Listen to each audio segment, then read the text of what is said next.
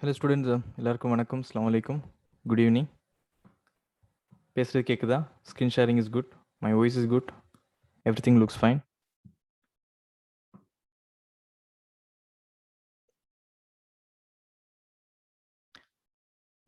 Yes, chat option everyone இல்ல. I have changed.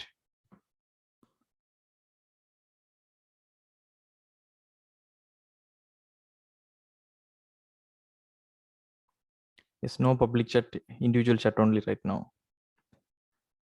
Malik notes வந்து இந்த ப்ரொவின்ஷியல் இது போட்டதால ரெஸ்ட்ரிக்ஷன் போட்டதால கொஞ்சம் பிரச்சனை ஆகிக்குது. டெஃபினெட்லி யூ வில் கெட் எல்லாத்தையும் ஒருமிக்க நான் சென்ட் பண்ணி விடுவேன். எஸ், யாரெல்லாம் ஈஸியன் ஸ்டூடெண்ட்ஸ் வி ஷுட் கொஞ்சம் ரெஸ்ட்ரிக்ஷன் பண்ணினா தான் சில விஷயங்கள் இப்படித்தான். இந்த அருமைங்கிற விஷயம் இல்லாம போனால் அருமைங்கிற விஷயம் இல்ல. நீங்க எல்லாருமே எக்கனாமிக்ஸ் படிக்கிற நீங்க தான். அருமை எங்க இருக்குதோ அங்கதான் சரியான அதனுடைய மதிப்பு விளங்கும். நம்மட கிளாஸஸ் வந்துடும் எல்லாருக்குமே நாம எல்லாரும் படிக்கட்டும், எல்லாரும் நம்மட பிள்ளைகள் தான் சொன்ன உடனே இந்த ப்ராப்ளம் வந்து என்னன்னு சொன்னா இந்த இப்படித்தான். இந்த அமிர்தமும் அளவுக்கு அதிகமாக கொடுக்க போனால் இந்த திகட்டும்ங்கிற ஒரு ஆப்ஷனை நான் இப்பதான் சரியா நான் புரிஞ்சு கொள்றேன். அளவுக்கு அதிகமாக கொடுக்கப்பட்டால் அது அன்பு மட்டும் இல்லை, அது அமிர்தமாக இருந்தாலும் கடைசியில அது சலிப்பாகி திகைப்பூட்டப்பட்டு அது வெறுக்கப்படும்ங்கிறது ஒரு உண்மையான பொன்மொழி. ஸோ எந்த விஷயத்தையும் தான் நீங்க அளவுக்கு அதிகமாக அன்பு செலுத்த போனாலும் சரி, அளவுக்கு அதிகமாக நம்பிக்கை செலுத்த போனாலும் சரி, கடைசியில் அது சலிக்கப்பட்டு வெறுக்கப்பட்டு ஒதுக்கப்படும்ங்கிறது சரியான ஒரு சொல் தானே அது. ஸோ கிளாஸஸ் வந்து மினி ஈசியன் குரூப்ல இருக்கிற ஸ்டூடெண்ட்ஸுக்கு மட்டும்தான் நான் லிங்க்ஸ் அனுப்புவேன். Because we don't need untrustworthy people, right? எப்பயுமே உங்களோட லைஃப்லேயும் சரி நீங்கள் நெகட்டிவ் பீப்புள் வச்சுக்கொள்ளாதீங்க. அவங்க வந்து உங்களோட வளர்ச்சிக்கும் தடையா இருப்பாங்க. பிகாஸ் நீங்க யாரை சுத்தி இருக்கீங்களோ அதை போல தான் உங்களை சுத்தி ஆட்கள் வருவாங்க. ஸோ ஃபர்ஸ்ட் ஆஃப் ஆல் நான் அந்த குரூப்ல லிங்க் அனுப்புறேன். யார் எத்தனை பேர் இல்லாம இருக்கிறீங்க ஸ்டூடெண்ட்ஸ்? இசிஎன் 1 or 2 3 மூன்று குரூப்ஸ்ல யார் சரி இல்லாதவங்க? Can you hand raise please?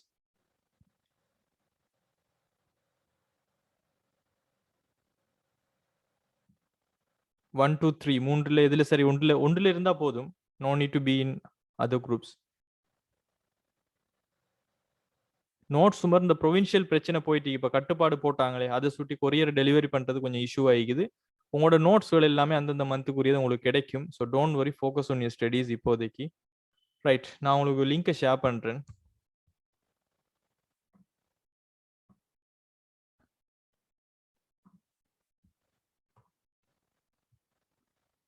we need to start the class quickly because போன கிளாஸ் நாம விஷயங்களை பார்க்காமலுக்கு இந்த ஸ்லெக்ட விஷயத்தையே பார்த்து கொண்டிருந்ததால இதாயிடுச்சு. ஸ்லெக்லையும் தயவு செஞ்சு எல்லாரும் ஜாயின் பண்ணிக்கொள்ளுங்க. பிறகு ஸ்லெக்ல ஏன் ஜாயின் பண்ணலன்னு பிறகு யோசிப்பீங்க. நிறைய விஷயங்கள் நான் ஷேர் பண்ண ஆரம்பிச்சது பிறகு.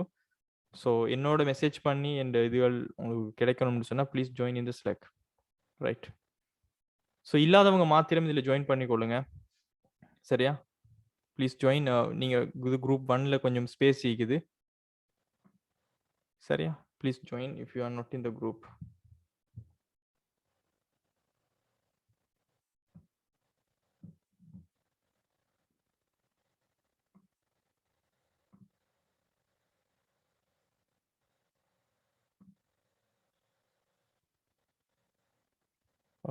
Group full. Okay, I will send the second one. Okay, wait. யார் சரி இல்ல குரூப் 1ல இல்லாதவங்க மட்டும், 3ல 1ல இல்லாதவங்க மட்டும் தயவு செஞ்சு ஜாயின் பண்ணுங்க. அப்படி இல்லாட்டி ஜாயின் பண்ண வேணாம்.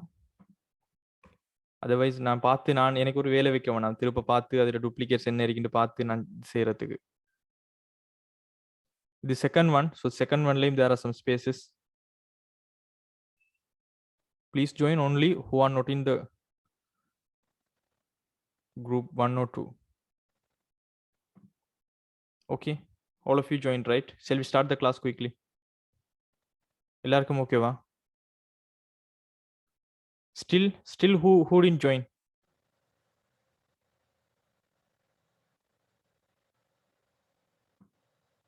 யார் சார் இன்னும் ஜாயின் பண்ணாம இருக்கீங்களா? ப்ளீஸ் எல்லாரும் ஹேண்ட் லோ பண்ணிட்டு ஜாயின் பண்ணாம இருக்கிறவங்க மாத்திரம் ஹேண்ட் ரைஸ் பண்ணுங்களேன். Please low your hand please. கொஞ்சம் குயிக்காக ரெஸ்பான்ஸ் பண்ணுங்க students. we need to start the class quickly. Yes, that group also full. Okay, so I will send the third one. So this is the final one. I think this is enough.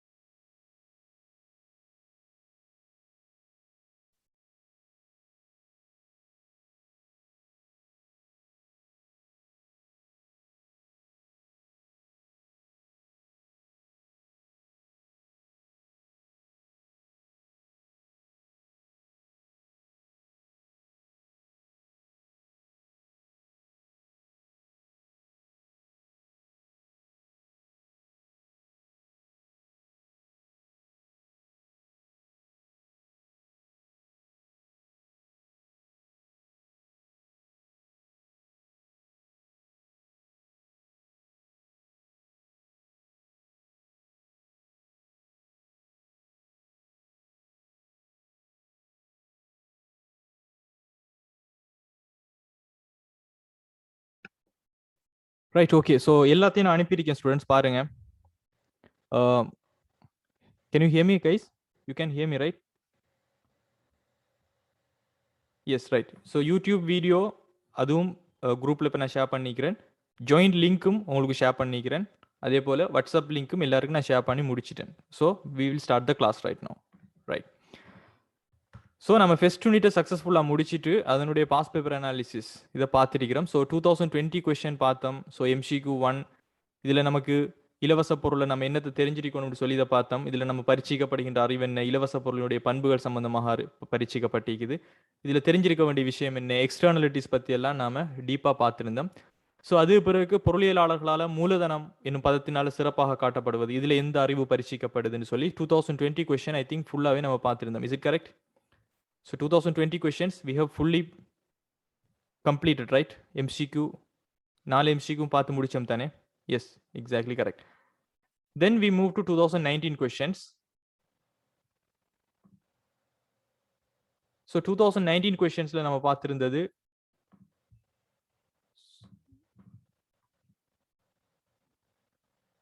So ஒரு வீட்டுத்துறையினதும் நிறுவனங்களினதும் தீர்மானங்களை பற்றி ஆய்வு செய்யும் பொருளியல் துறை. So MCQ 2019 பார்த்திருந்தோம் students. ஃபுல்லா எத்தனாவது கொஸ்டின் வரைக்கும் பார்த்திருந்தோம்? எஸ், லாஸ்ட் கிளாஸ் வீடியோ யூடியூப்ல இருக்குது ஆமினா, போய் பாருங்க. 2019 full we have covered, right? Yes, 200 units, right? That also we have fully covered. Then 2018, I think 2018 no, right? We have to start, right? Okay, so 2000 MCQ 1 பாருங்க students. பின்வரும் கூற்றுக்களுள் நியம கூற்று எது என்பதுதான் நீங்க கேட்கப்படுகின்ற கேள்வி. சோ எரிபொருள் விலை அதிகரிப்பு மின்சாரத்தில் இயங்கும் மோட்டார் வாகனங்கள் உங்களுக்கான கேள்வியை தூண்டும். இந்த கேள்வி நம்ம பார்த்திருந்த ஞாபகம் உண்டிக்குது. we did, right? we have did. இதுல நம்ம பார்த்திருந்தோம், இந்த கொஸ்டின் பார்த்திருந்தோம். MCQ 1 பார்த்திருந்தோம். then MCQ 2 ஒரு உற்பத்தி காரணியான நிலத்திற்கு பின்வருவதில் எதனை உதாரணமாக கூறலாம்? this also இங்கேயும் நம்ம பார்த்திருந்தோம் நினைக்கிறேன். நம்ம பரிட்சிக்கப்படுகின்ற அறிவு நிலத்தினுடைய வரைவிலக்கணம் என்ன? we did, right? yes. So நிலத்தினுடைய வரைவிலக்கணத்தை பார்த்திருந்தோம். நிலம் என்பதுக்கு என்ன? சோ நிலத்தினுடைய வரைவிலக்கணமே இயற்கையினால வழங்கப்பட்ட ஒரு கொடை என்கின்ற ஒரு விஷயத்தின் கடையமாக நம்ம பார்த்திருந்தோம். சோ இதுல தெரிஞ்சிருக்க வேண்டிய விஷயத்துல மனித முயற்சியால உருவாக்கப்பட்ட நிலம் வந்து ஒரு நிலத்தினுடைய உதாரணத்துக்கு இல்லைன்னு சொல்லி நம்ம MCQ 2 கன்க்ளூஷன் பண்ணியிருந்தோம். தென் MCQ 3.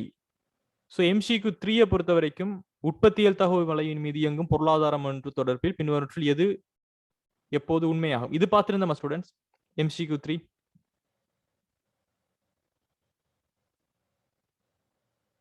No, right?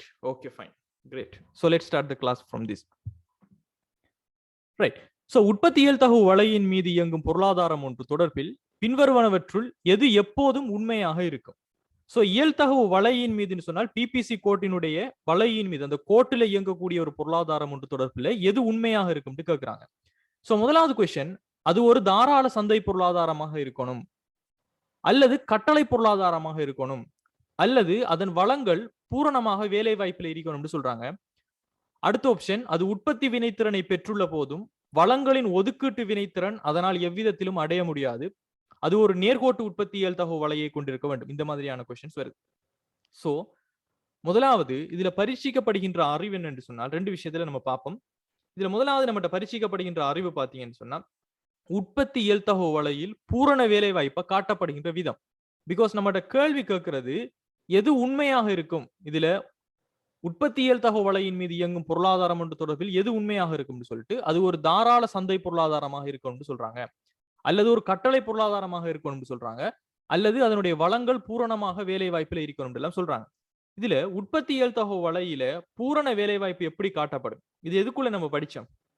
சிற்றின பொருளியல் பேரின பொருளியல் எண்ணக்கருக்களை PPCல விளக்குற மெத்தட்ல நாம சிற்றின பொருளியல் சம்பந்தமாக நம்ம பார்த்திருப்போம். அதே போல பேரின பொருளியல் சம்பந்தமாக நம்ம பார்த்திருப்போம். எதுக்குள்ள வரும் ஸ்டூடெண்ட்ஸ்? வேலை வாய்ப்பு காட்டுறது எதுக்குள்ள வரும்?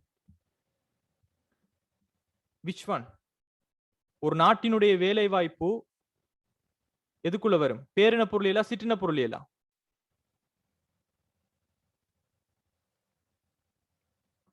Right, let's see. பேரின பொருளியல் அதுல தான் நம்ம ஃபுல் எம்ப்ளாய்மெண்ட் நிறை தொழில் மட்டம் என்பதுதான் இந்த பூரண வேலை வாய்ப்பாக இருந்துச்சு. சோ இதுக்குள்ள நம்ம என்ன படிச்சிருந்தோம்? பூரண வேலை வாய்ப்பு என்பது பொருளாதாரம் ஒன்றில் காணப்படும் சகல வளங்களையும் விளைதிறன் உள்ள வகையில் உற்பத்தி செயற்பாடு ஒன்றில் பயன்படுத்துதல் நிறை தொழில் மட்டம் என அழைக்கப்படும். நிறை தொழில் மட்டம் உற்பத்தி சாத்திய வலையின் மீதான புள்ளியின் மூலம் காட்டப்படும். இதனை பின்வருமாறு காட்டலாம்னு சொல்லி நாம இங்க இதை நம்ம பார்த்திருந்தோம். சோ நிறை தொழில் மட்டம் என்பது என்ன, குறை தொழில் மட்டம் என்பது என்னன்னு சொல்லி எல்லாம் பார்த்திருந்தோம். A புள்ளி வந்து நிறை தொழில் மட்டமாக இருக்க போகுது, B புள்ளியோ C புள்ளியோ வந்துடும் குறை தொழில் மட்டமாக இருக்க போகுது. இதுதான் நாம படிச்ச விஷயம். சோ இந்த அறிவை கொண்டு நம்ம இந்த கொஸ்டினை நாம பார்த்தோம்னு சொன்னால் நமக்கு இயல் தகவல் வலையின் மீதுல தாராள சந்தை பொருளாதாரமோ கட்டளை பொருளாதாரமோ இருக்கட்டும், நமக்கு அதை பத்தி தேவையில்லை, நமக்கு படிக்கல. ஆனா வளங்கள் பூரணமாக வேலை வாய்ப்பில் இருக்கும் போது இயல் தகவல் வலையின் மீது அந்த புள்ளி இயங்கும் என்பது உண்மையா பிள்ளையா? மத்த கருத்துக்களை விடுங்க, நமக்கு படிச்ச அறிவின்படி பூரண வேலை வாய்ப்பு அதாவது நிறை தொழில் மட்டத்தை பேரின பொருளாதார ஒரு மாறிய நம்ம PPCல காட்டுறோம்னு சொன்னால் வளங்கள் பூரணமாக வேலை வாய்ப்பில் இருக்கும் போது, பூரண வேலை வாய்ப்பு என்பது மிக உற்பத்தி வினைத்திறனாக ஒட்டுமொத்தமான எல்லா வளங்களும் பயன்படுத்தப்படுது அர்த்தம். இவ்வாறு காணப்படும் போது வள இயங்குமா இல்லையா? சோ அது ஒரு உண்மையான கூற்று. சோ ஆன்சர் நமக்கு படிச்ச நம்மளோட அறிவின் படி நம்மளுக்கு ஆன்சரை நம்மளால சூஸ் பண்ணிடலும். மூன்றாவது தான் ஆப்ஷனாக வரப்போகுதுன்னு சொல்லி. ஆனா இப்போ இதுல நம்ம தெரிஞ்சிருக்க வேண்டிய ஸ்டூடெண்ட். சோ பரீட்சைக்கப்படுகின்ற அறிவு okay, because we have already studied. So அதனால நம்மளுக்கு இந்த கொஸ்டின்ல இருந்து நமக்கு ஈஸியா ஆன்சர் எடுத்துக்கொள்ளலாம். ரெண்டாவது நமக்கு தெரிஞ்சிருக்க வேண்டிய விஷயம் என்னன்னு சொல்லி பாத்தீங்கன்னு சொன்னால், தாராள சந்தை பொருளாதாரம், அதே போல வள ஒதுக்கீட்டுல வினைத்திறன், அதே போல பொருளியல் நிகழ்வுகளை விளக்கும் உற்பத்தி சாத்திய வளையினுடைய வடிவம். சரியா? இதுல முதலாவது இந்த தாராள சந்தை பொருளாதாரம், இதை நம்ம ஃப்ரீ மார்க்கெட் எக்கானமின்னு சொல்லுவோம். தாராள சந்தை பொருளாதாரம் என்னன்னு சொல்லுங்க பாப்போம். நாம சந்தை பொருளாதாரம் படிச்சிருப்போம். தாராள சந்தை பொருளாதாரம்ங்கிறதுல என்ன கருதப்படுது? எனிவன்? ஃப்ரீ மார்க்கெட் எக்கானமின்னு சொல்லுவோம் இது. தாராள சந்தை பொருளாதாரம். சந்தை பொருளாதாரம் என்பது நமக்கு தெரியும், தனியார் சொத்துரிமையோட நடக்கக்கூடிய ஒரு விஷயம். we know that.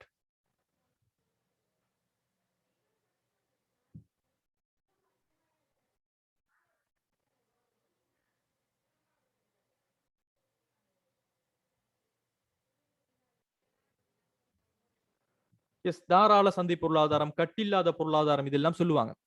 சோ இங்க நம்ம படிக்கிற விஷயம் என்னன்னு சொன்னா, சிம்பிளா உற்பத்தி, முதலீடு, பங்கீடு போன்ற அனைத்து பொருளாதார தீர்மானங்களும் எந்த ஒரு அரச தலையீடுமின்றி சந்தை சக்திகளான கேள்வி நிரம்பலால தீர்மானிக்கப்படுகின்ற பொருளாதாரம் தான் இந்த தாராள சந்தை பொருளாதாரம் அல்லது கட்டில்லா சந்தை பொருளாதாரம் சொல்லக்கூடிய விஷயம். வழக்கமாக நம்ம சந்தை பொருளாதாரத்துல என்ன பார்த்திருப்போம்? அரசாங்கத்தினுடைய தலையீடு குறைவுன்னு சொல்லி நம்ம படிச்சிருப்போம்.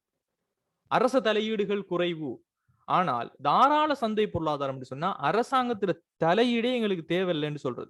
இங்க உற்பத்தி ஆகட்டும், மேனுஃபேக்சரிங் ஓ ப்ரொடக்ஷன், முதலீடு ஆகட்டும், இன்வெஸ்ட்மெண்ட் ஆகட்டும், அல்லது வருமானங்களை அல்லது மொத்த உற்பத்தியை யாருக்கு இடையில பங்கீடு செய்கின்ற என்ற யாருக்காக உற்பத்தி செய்யறங்கிற பிரச்சனை ஆகட்டும், எல்லா அனைத்து பொருளாதார தீர்மானங்களும், எல்லா எக்கனாமிக் டிசிஷன்ஸும் வித்தவுட் கவர்மெண்ட் இன்டர்வென்ஷன், அரசாங்கத்தினுடைய எந்த தலையீடுமின்றி உண்மையிலேயே அந்த குறித்த பொருளுக்கு மார்க்கெட்ல எவ்வளவுக்கு டிமாண்ட் இருக்குது, எவ்வளவுக்கு சப்ளை இருக்குது, இதன் அடிப்படையில் தீர்மானிக்கப்படுகின்ற சமநிலை விலையில அதனுடைய கேள்விகள் நிரம்பல் தீர்மானிக்கப்பட்ட அந்த பொருளாதாரத்தில் தீர்மானம் எடுக்கப்பட்டால் இதை நாம தாராள சந்தை பொருளாதாரம்னு சொல்லுவோம். Is it clear right now? Free market எக்கானமின்னு சொல்றதால என்னத்தை கருதப்படுறோம்னு சொல்லி,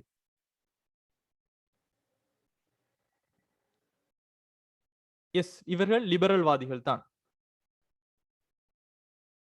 எக்ஸாக்ட்லி கரெக்ட். இப்போ நமக்கு தந்திக்கிறத பாருங்க, அது ஒரு தாராள சந்தை பொருளாதாரமாக இருக்க வேண்டும். இப்போ பிபிசியை நம்ம கீறும் போது ஸ்டூடெண்ட்ஸ், ரைட், சந்தை பொருளாதாரத்துல மாத்திரம்தான் உற்பத்தி தகவலையின் மீதுல இயங்கும், இல்ல கட்டளை பொருளாதாரத்துல தான் இயங்கும் சொல்லி என்ன சரி படிச்சுக்கிறோமா? நம்ம என்ன சரி படிச்சுக்கிறோமா? அப்படி பிபிசிங்கிறது ஒரு பொருளாதாரத்துக்கு நம்ம கீறுறது. ஒரு பொருளாதாரத்துல காணப்படுகின்ற சிற்றின பொருளியல் மாறிகளையும் பேரின பொருளியல் மாறிகளையும் நம்ம காட்டுறதுதான் பிபிசி, உற்பத்தியல் தகவலை. அந்த பொருளாதாரம் கட்டளை பொருளாதாரமாக இருக்கலாம், சந்தை பொருளாதாரமாக இருக்கலாம், தாராள சந்தை பொருளாதாரம் இருக்கலாம், சம உடைமை பொருளாதாரமாக இருக்கலாம், முதலாளித்துவ பொருளாதாரமாக இருக்கலாம், எந்த வடிவம் வேணாலும் இருக்கலாம். அந்த பொருளாதாரத்துல நிறைதொழில் மட்டம் இருந்தால், அந்த பொருளாதாரத்துல வளங்கள் பூரணமாக பயன்படுத்தப்பட்டால், அந்த பொருளாதாரத்துல உற்பத்தி வினைத்திறன் காணப்பட்டால், அந்த பொருளாதாரத்துல வள ஒதுக்கீட்டு வினைத்திறன் காணப்பட்டால், அல்லது அந்த பொருளாதாரத்துல உற்பத்தி வினைத்திறனும் வள ஒதுக்கீட்டு வினைத்திறனும் சேர்ந்து ஒரு பொருளாதார வினைத்திறன் காணப்பட்டா பிபிசி கோட்ல இயங்கும். இது இந்த பொருளாதாரத்துல இயங்கும் நம்ம சொல்ல இயலாது. அது எந்த பொருளாதாரமாகவும் இருக்கலாம்.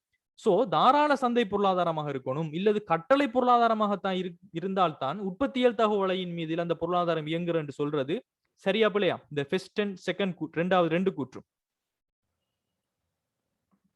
இந்த ஃபர்ஸ்ட் கூற்றும் ரெண்டாவது கூற்றும் சரியா பிள்ளையா students? That is wrong. Also, did you understand why it's wrong? ஏன் இது பிள்ளைன்னு சொல்லி புரியுதா? பிகாஸ் எந்த ஒரு பொருளாதாரத்திலையும் சரியாக அவங்க வளங்களை பயன்படுத்தி பூரண வேலை வாய்ப்பு அதுக்குரிய விஷயங்கள் கிடைச்சிச்சுன்னு சொன்னா they can achieve that. அதுக்கு இந்த பொருளாதாரம் தான் இருக்க வேண்டும்ங்கிற ஒரு காரணி கிடையாது. சோ ரெண்டு क्वेश्चंसும் ரெண்டு ஆன்சர்ஸும் அதுல தான் அவுட் ஆகுது. அதே போல மூன்றாவது பாருங்க, வளங்கள் பூரணமாக வேலை வாய்ப்பில் இருக்கணும். இதுதான் நம்ம சூஸ் பண்ணின answer. Because we have studied when we utilize all the resources with efficiency, the PPC, the production possibility frontier will be in the curve. So அந்த கர்வ்ல தானே தொழிற்படக்கூடியதாக இருக்கும். அது நம்ம படிச்ச விஷயம். அடுத்தது நம்மகிட்ட நம்ம தெரிஞ்சிருக்க வேண்டிய விஷயம். வள ஒதுக்கீட்டுல வினைத்திறன் இது நம்ம படிச்சிருக்கிறோம். எலகேட்டிவ் எஃபிஷியன்சின்னு சொல்லி நம்ம வள ஒதுக்கீட்டுல வினைத்திறன் படிச்சிருக்கிறோம். இதை நம்ம போன ஒரு கொஸ்டின்ஸ் நம்ம மீட்டிருந்தோம். சோ இந்த வள ஒதுக்கீட்டுல வினைத்திறனை நாம் எப்படி நம்ம மீட்டிருந்தோம் ஸ்டூடெண்ட்ஸ்? வள ஒதுக்கீட்டில் வினைத்திறன் என்பது எலகேட்டிவ் எஃபிஷியன்சிக்கு இந்த கிராஃபை நம்ம பார்த்திருந்தோம். ஒரு பொருளாதாரத்துல 2 விதமான வினைத்திறன்கள், ஒட்டுமொத்தமாக 3 விதமான வினைத்திறன்களை நம்ம சொல்லலாம். ஒன்று ப்ரொடக்ஷன் எஃபிஷியன்சின்னு சொல்லக்கூடிய உற்பத்தி வினைத்திறன். உற்பத்தி வினைத்திறன் என்பது சிம்பிளா ஒரு பொருளாதாரம் ஆக குறைந்த மினிமம் எவ்வளவுக்கு இன்புட்ஸை பயன்படுத்தலும். இங்க இன்புட்ஸ் சொல்லப்படுகின்றது உற்பத்தி காரணிகள், நிலம், உழைப்பு, மூலதன முயற்சியை எவ்வளவுக்கு மினிமம் யூஸ் பண்ணி அதிலிருந்து எவ்வளவுக்கு மேக்சிமம் அவுட்புட் எடுக்கணும் என்பதுதான் உற்பத்தியில வினைத்திறன். மேக்சிமம் அவங்களை வச்சு வேலை வாங்குறது. சோ இந்த உற்பத்தி வினைத்திறன் காணப்படும் போது ஏ புள்ளியில இயங்கும். அது ஏ புள்ளியிலையும் இயங்கலாம், பி புள்ளியிலையும் இயங்கலாம், சி புள்ளியிலையும் இயங்கலாம். இது உற்பத்தி வினைத்திறன். ஆனால் வள ஒதுக்கீட்டு வினைத்திறன் என்பது ஒரே ஒரு புள்ளியில மாத்திரம் தான் இருக்கும். அது எங்கன்னு சொன்னால், எங்கு மார்ஜினல் காஸ்ட், எல்லை செலவும் எல்லை வருமானமும் சமப்படுதோ அந்த ஒரே ஒரு புள்ளியில தான் எலகேட்டிவ் எஃபிஷியன்சி வள ஒதுக்கீட்டுல வினைத்திறன் காணப்படும் பாக்குறோம். பிகாஸ் இதுக்கு நான் ரீசனும் சொல்லி தந்திருந்தேன். ஒருத்தர் கொடுக்கிற விலை, அவர் கொடுக்கிற எல்லை செலவு, பிகாஸ் மொத்த வருமானத்தில் ஏற்படுகின்ற மாற்றம் அது எல்லை செலவுக்கு சமனாக இருக்கணும். எல்லை செலவு என்பது அவர் பெறுகின்ற பயனுக்கு சமனாக இருக்கணும். அதுதான் மார்ஜினல் ரெவென்யூ, மொத்த வருமானமாக பெற்றுக்கொள்றவங்க உற்பத்தியாளர். இதை பத்தி நான் டீப்பாவே போன கிளாஸ்ல நான் விளங்கப்படுத்திருந்தேன். So we don't need to discuss here. So சிம்பிளா என்ன, வள ஒதுக்கீட்டில் வினைத்திறன் காணப்படுவது பிபிசில எல்லா புள்ளியிலையும் காணப்படாது. ஒரே ஒரு புள்ளியில தான் வள ஒதுக்கீட்டுல வினைத்திறன் காணப்படும். அந்த புள்ளி எம்ஆர் சமன் எம்சி, எல்லை செலவு எல்லை வருமானத்துக்கு சமனாக இருக்கணும். எப்பவுமே விலை என்பது எல்லை வருமானத்துக்கு சமனாகும். சிம்பிளா எம்ஆர் சமன் எம்சி, எம்சி சமன் பி, பி சமன் எம்ஆர். சோ இப்படி இருக்கிறது தான் வள ஒதுக்கீட்டுல வினைத்திறன். இது ஒரே ஒரு புள்ளியில மாத்திரம் தான் இருக்கும்னு சொல்லி நம்ம பார்த்திருந்தோம். அதே போல வள ஒதுக்கீட்டுல வினைத்திறன் என்பது என்னன்னு சொன்னால், சமூகத்தினுடைய தெரிவுக்கு மக்கள் எதை விரும்புறாங்களோ அவங்களுக்கு ஏத்த மாதிரி இதை நம்ம கொடுக்கிறது. இதை பத்தி நான் போன கிளாஸ்லயும் இதை பத்தி நான் ஃபுல்லா விளக்கம் சொல்லியிருப்பேன்.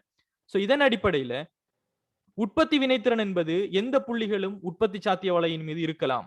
ஆனால் வள ஒதுக்கீட்டில் வினைத்திறன் என்பது ஒரே ஒரு புள்ளியில தான் இருக்கலாம். எந்த ஒரு பொருளாதாரத்துல உற்பத்தியில் வினைத்திறனும் வள ஒதுக்கீட்டில் வினைத்திறனும் சேர்ந்து காணப்படுதோ அதை நம்ம பொருளாதார வினைத்திறன் என்று சொல்லுவோம். சிம்பிளா அவ்வளவுதான் விஷயம். இந்த அறிவு தான் நமக்கு தெரிஞ்சிருக்கணும். இதை வச்சு தான் நமக்கு டெஸ்ட் பண்ணப்படுறது இந்த கொஸ்டின். இதுல பாருங்க, அது உற்பத்தி வினைத்திறனை பெற்றுள்ள போதிலும் வளங்களின் ஒதுக்கீட்டு வினைத்திறனை அதனால் எவ்விதத்திலும் அடைய முடியாதுன்னு சொல்றாங்க. இது சரியான கூற்றா பிழையான கூற்றா? நல்லா யோசிச்சு பாருங்க நம்ம படிச்சதை வச்சு. Okay Jinushani, no problem. நல்லா பாருங்க, ஒரு உற்பத்தி இயல்தகவு வலையின் மீது இயங்கும் பொருளாதாரம் ஒன்று தொடர்பில் அது உற்பத்தி வினைத்திறனை பெற்றுள்ள போதிலும் வளங்களின் ஒதுக்கீட்டு வினைத்திறனை அதனால் எவ்விதத்திலும் அடைய முடியாதுன்னு சொல்றாங்க. இது சரியான குற்றப்பிழை. அதாவது உற்பத்தி வினைத்திறன் என்ன, ஏற்கனவே அது பிபிசி கோட்ல தான் இயங்கி கொண்டிருக்கிறது. அந்த பொருளாதாரம் முழு வேலை வாய்ப்போட ஒட்டுமொத்தமான வளங்களையும் பயன்படுத்தி முழு வினைத்திறனோட இருக்கிற போது வளங்களின் ஒதுக்கீட்டு வினைத்திறனை எவ்விதத்திலுமே அடைய முடியாது என்பது பிழையான கூற்று. பிகாஸ் வள ஒதுக்கீட்டு என்பது என்ன, அவங்க அந்த புள்ளியிலேயே, அந்த உற்பத்தி வினைத்திறன் காணப்படுகின்ற புள்ளியிலேயே அவங்களோட மார்ஜினல் ரெவென்யூவும் எம்ஆரும் எம்சியும் சமனாக காணப்பட்டால் அதுதான் வள ஒதுக்கீட்டு வினைத்திறனுக்கான புள்ளியாகவும் காணப்படும். Is it make sense guys? நான் சொல்ல வர விஷயம் புரியுதா? உற்பத்தி வினைத்திறன் காணப்பட்டால், இப்ப உதாரணத்துக்கு இந்த கிராஃபின் படி, நாம படித்த இந்த கிராஃபின் படி, இந்த கிராஃப்ல ஏ புள்ளியில நாம என்ன செய்யறோம், இங்க வள ஒதுக்கீட்டுல வினைத்திறன் காணப்படும். அதே அவங்க பி புள்ளியில வள ஒதுக்கீட்டுல வினைத்திறன் அடையணும்னா என்ன செய்யணும், பி புள்ளியில மார்ஜினல் ரெவென்யூ மார்ஜினல் காஸ்டும் சமனாக காணப்படணும். இல்ல சி புள்ளியில வச்சு எய்ம் பண்றாங்கன்னு சொன்னா சி புள்ளியில வச்சு என்ன செய்யணும், மார்ஜினல் ரெவென்யூ மார்ஜினல் காஸ்ட் வந்து சமனாக காணப்படணும். சோ இதைத்தான் இங்க அவங்க டெஸ்ட் பண்ற விதமாக காணப்படுது. சோ உற்பத்தியில வினைத்திறன் காணப்பட்டாலும் ஒட்டுமொத்தமாகவே அவங்களுக்கு வள ஒதுக்கீட்டுல வினைத்திறன் அடைய முடியாதுன்னு சொல்லி நம்ம கூற முடியாது. அவங்க ட்ரை பண்ணி மார்ஜினல் காஸ்ட மார்ஜினல் ரெவென்யூக்கும் மார்ஜினல் பெனிஃபிட்டை அவங்களோட மார்ஜினல் காஸ்ட்டுக்கு சமப்படுத்தி எடுத்தாங்கன்னு சொன்னா they can achieve that. So அதனால 4வது கூற்று பிழையான கூற்று. அதே போல 5வது பாருங்க, 5வது நம்ம டெஸ்ட் பண்ண போறது என்னன்னு சொன்னால், பொருளியல் நிகழ்வுகளை விளக்கும் உற்பத்தி சாத்திய வலையினுடைய வடிவம். சாதாரணமாக நாம ஒரு எக்கனாமிக்ல கிராஃப் கீறோம்னு சொன்னால் எந்த வடிவத்தில் இருக்கிறது கிராஃப் கீறுவோம் ஸ்டூடெண்ட்ஸ்? நல்லா யோசிச்சு பாருங்க. எதுக்கு நமக்கு எந்த வடிவத்தை யூஸ் பண்ணி, குறைந்து செல்லும் அமைய செலவா, அதிகரிக்கும் அமைய செலவா, அல்லது ஒரு மாறாத அமைய செலவா, எந்த வடிவத்தில் நம்ம செய்வோம்? அதிகரிக்கும் அமைய செலவு அதுதான் பிராக்டிக்கலான பொருத்தமான மெத்தட் சொல்லி நம்ம படிச்சிருக்கிறோம். சோ அதிகரிக்கும் அமைய செலவு. அதிகரிக்கும் அமைய செலவு என்ன செய்யும்? உற்பத்தி புள்ளிக்கு குழிவா குவிவாது? உற்பத்தி புள்ளி 0க்கு என்ன வரைக்கும்? உற்பத்திக்கு குழிவானதா குவிவானதா?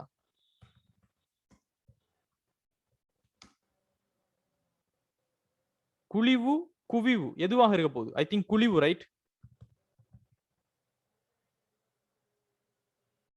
குவிவா குழிவா? நல்லா யோசிச்சு பாருங்க. உற்பத்தி புள்ளிக்கு குழிவுன்னு சொல்லுவோம், ரைட்? அதாவது சிம்பிளா எப்படி இருக்க போகுது? நம்ம ஏற்கனவே வளமையாக வரைகிற மாதிரி இருக்க போகுது. சோ இதுல பாருங்க, இவங்க சொல்றாங்க அது ஒரு நேர்கோடு உற்பத்தியல் தகவலையை கொண்டிருக்க வேண்டும். இது சரியா? நேர்கோடா நம்ம கீறோம் அங்க? இல்ல. அதிகரித்து செல்லும் அமைய செலவு எப்படி இருக்குதோ அது மாதிரி தான் கீறோம். சோ இதனால ஸ்டூடெண்ட்ஸ் நமக்கு இந்த ஆன்சர்ல ஏன் நமக்கு 3வது ஆன்சருங்கிறதும் தெரியணும், ஏன் மத்த 4 ஆன்சரும் ஆன்சர் இல்ல வரமாட்டுச்சுன்னு தெரியணும். அதே போல இதுல இருந்து நமக்கு என்னத்தை எக்ஸாமினர் வந்துட்டும் எடுத்துக்கொள்ள விரும்புறாருங்கிற விஷயமும் தெரிஞ்சிருக்கணும். சரியா? ரைட். எல்லாருக்கும் இந்த விஷயம் புரிஞ்சிச்சா? இந்த question all of you got it? So பொருளாதார முறைமைகள் வித்தியாசப்படலாம். அவை கட்டளை பொருளாதாரமாக இருக்கலாம், சந்தை பொருளாதாரமாக இருக்கலாம், எதுவாகவும் இருக்கலாம். அதை வச்சு நாம பிபிசி கீறல்ல. பிபிசிக்கு ரூல்ஸ் இருக்குது. அது எந்த பொருளாதாரமாக இருந்தாலும் அந்த ரூல்ஸ் வந்துச்சுன்னு சொன்னா அது உற்பத்தியல் தகவல் விளங்கும். எஸ், இது பாஸ் பேப்பர் क्वेश्चन 2018ல வந்து MCQ क्वेश्चन நம்பர் 3. ரைட். அதே போல அடுத்த क्वेश्चन பார்ப்போம். MCQ நம்பர் क्वेश्चन நம்பர் 4, 4வது क्वेश्चन பார்ப்போம். 2018ல வந்த 4வது क्वेश्चन பாருங்க. உற்பத்தியல் தகவல் வலை ஒன்று வரையப்பட்டுள்ள வரைபடத்தில் அமைய செலவை காட்டுவது. ரைட். இப்ப பாருங்க, உற்பத்தியல் தகவல் வலையின் சாய்வின் மூலம் உற்பத்தியல் தகவல் வலையின் உட்புறம் உள்ள ஒரு புள்ளியின் மூலம் ஆரம்ப புள்ளி கூடாக செல்லும் ஒரு நேர்கோடு, குத்தச்சின் மீது உள்ள ஒரு புள்ளி, கிடையச்சின் மீது உள்ள ஒரு புள்ளி எல்லாம் சொல்றாங்க. ரைட் ஸ்டூடெண்ட்ஸ், நாம படிச்சிருக்கிறோம். இங்க பரீட்சிக்கப்படுகின்ற அறிவு என்னன்னு சொன்னால் அமைய செலவு பிபிசில கணிக்கப்படுகின்ற விதம். அமைய செலவு நம்ம எப்படி கணிப்போம்? அமைய செலவு எப்படி கணிப்போம் ஸ்டூடெண்ட்ஸ்? சாய்வு மூலம் நம்ம கணிப்போம், சரிவு மூலம். எல்லை அமைய செலவுன்ற கான்செப்ட் படிச்சோம், ஞாபகம் இருக்குதா? எல்லை அமைய செலவு, ஒரு புள்ளியில் எல்லை அமைய செலவு, எல்லை அமைய செலவுன்னு சொல்லி ஒரு கான்செப்ட். இழக்கப்படுகின்ற அளவின் கீழ் பெற்றுக்கொள்ளப்படுகின்ற அளவு, அது என்னது? எல்லை அமைய செலவு. இங்க அமைய செலவு கேட்டிருந்தாலும் எல்லை அமைய செலவு தான் இங்க உண்மையாகவே கேட்கிறாங்க. அப்போ உற்பத்தியல் தகவல் வலையின் உட்புறம் உள்ள ஒரு புள்ளி என்பது ஒரு வேலை வாய்ப்பு அற்ற, ஒரு பூரண தொழில் மட்டம் இல்லாத, வளங்கள் பூரணமாக பயன்படுத்தப்படாத ஒரு நிலைமை. ஆரம்ப புள்ளி கூடாக செல்லும் ஒரு நேர்கோட்டின் மூலம் நாம அமைய செலவு விளக்குறது இல்லை. குத்தச்சின்னு சொல்லக்கூடியது நேர்கோட்டச்சு, செங்குத்தச்சு, நம்மட வையச்சு. அந்த வையச்சினூடாக செல்கின்ற ஒரு புள்ளி மூலமாக நாம் விளக்க மாட்டோம். கிடையச்சின்னு சொல்லக்கூடிய எக்ஸ் அச்சின் மீது உள்ள ஒரு புள்ளி மூலமாக நாம் விளக்க மாட்டோம். சிம்பிளா உற்பத்தியல் தகவல் வலையினுடைய சாய்வு. Is it clear?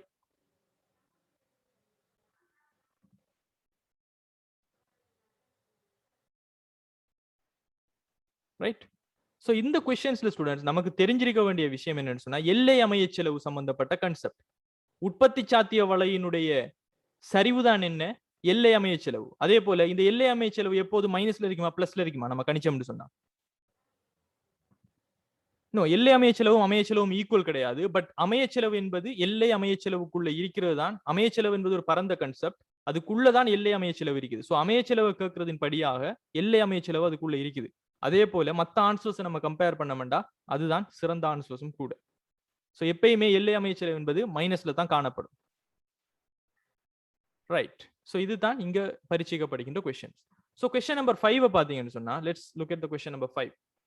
சோ 5வது क्वेश्चन, பின்வருவனவற்றுள் முதலாளித்துவ பொருளாதாரம் ஒன்றின் சிறந்த செயலாற்றத்திற்கு அவசியமானதும் கட்டளை பொருளாதாரத்திற்கு அவசியமற்றதுமான விடயம் எது என்று கேட்கிறாங்க. ரைட்.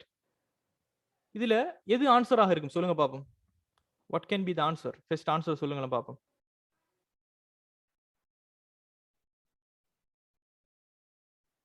முதலாளித்துவ பொருளாதாரம் ஒன்றின் சிறந்த செயலாற்றத்திற்கு அவசியமானதும் கட்டளை பொருளாதாரத்திற்கு அவசியமற்றதுமான விடயம் எது? someone fourth, someone fifth. Okay, இதுல ஸ்டூடெண்ட்ஸ் உங்களை எங்க பரீட்சிக்கிறாங்கன்னு சொன்னா, give me 1 minute, call வந்து இது.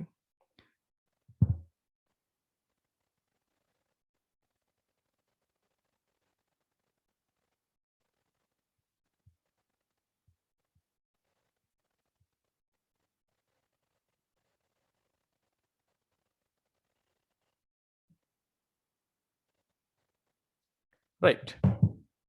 இப்போ நல்லா பாருங்க, இந்த முதலாளித்துவம்ங்கிற வேர்ட் என்னத்துக்குரியது?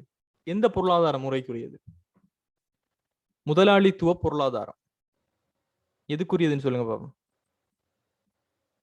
சந்தை பொருளாதாரம். சந்தை பொருளாதாரமும் கிட்டத்தட்ட முதலாளித்துவ பொருளாதாரம் ஒரு விஷயம்ங்கிற மாதிரி நம்ம படிச்சுக்கிறோம். ஆனால் இங்க பரீட்சிக்கப்படுகின்ற அறிவு ஸ்டூடெண்ட்ஸ் கொஞ்சம் டெக்னிக்கலானது. நல்லா பாருங்க, இங்க என்னத்தை பரீட்சிக்கப்படுகின்ற அறிவுன்னு சொன்னால், முதலாளித்துவ பொருளாதாரமும் சந்தை பொருளாதாரத்தை நம்ம வகைப்படுத்தல ஒரு வேறுபாடு நம்ம படிச்சிருக்கோம். நான் சொல்லி தந்துக்கிறேன் உங்களுக்கு. வகைப்படுத்தும் போது நம்ம என்ன ரீதியாக வகைப்படுத்துவோம்? ஒரு பொருளாதார அமைப்புகளை வகைப்படுத்த காணப்படுகின்ற நியதிகள்ல 3 நியதிகள் படிச்சோம். ஞாபகம் இருக்குதா? ஒன்று தீர்மானம் தொடர்பாடல் பொறிமுறையாக வச்சு நம்ம அவங்களுக்கு வேற பேரு கொடுப்போம். வளங்களினுடைய உரிமையை வச்சு நம்ம வேற பேரு கொடுப்போம். ஊக்குவிப்புகளின் இயல்புகளை வச்சு நம்ம வேற பேரு கொடுப்போம். இதுல தீர்மானம் முதலாவதுல என்ன பேர் சொல்லுங்க பாப்போம். தீர்மானம் எடுக்கிற டிசிஷன் மேக்கிங்கை வச்சு, டிசிஷன் மேக்கிங் என்ன மாதிரியான ஒரு மெக்கானிசத்துல நடக்குதுன்னு சொல்லி நாம அதை வச்சு நாம பிரிச்சோம்னு சொன்னா என்ன பேர் கொடுத்து பிரிப்போம்?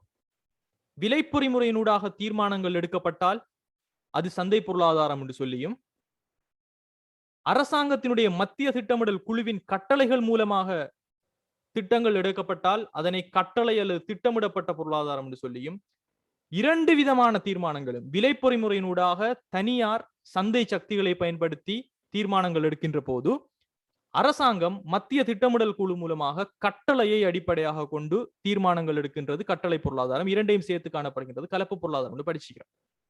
இது என்னத்துக்கு கொடுக்கிறோம்? தீர்மானம் தொடர்பான பொறிமுறை.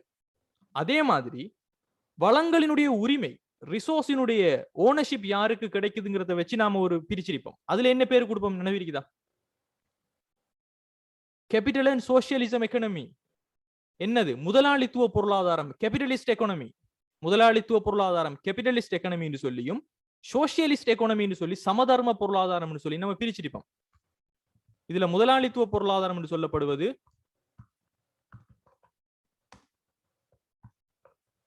முதலாளித்துவ பொருளாதாரம் சொல்றது கேபிட்டலிஸ்ட் எக்கானமி. Capitalist economy. அது போல சமதர்ம பொருளாதாரம் நீங்க சொல்லப்படுவது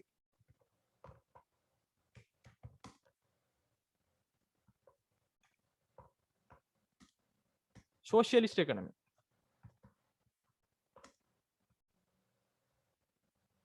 சோசியலிஸ்ட் எக்கானமி. அப்போ ஒரே விஷயம் தான், முதலாளித்துவ பொருளாதாரமும் சந்தை பொருளாதாரமும் கிட்டத்தட்ட உண்டுதான்.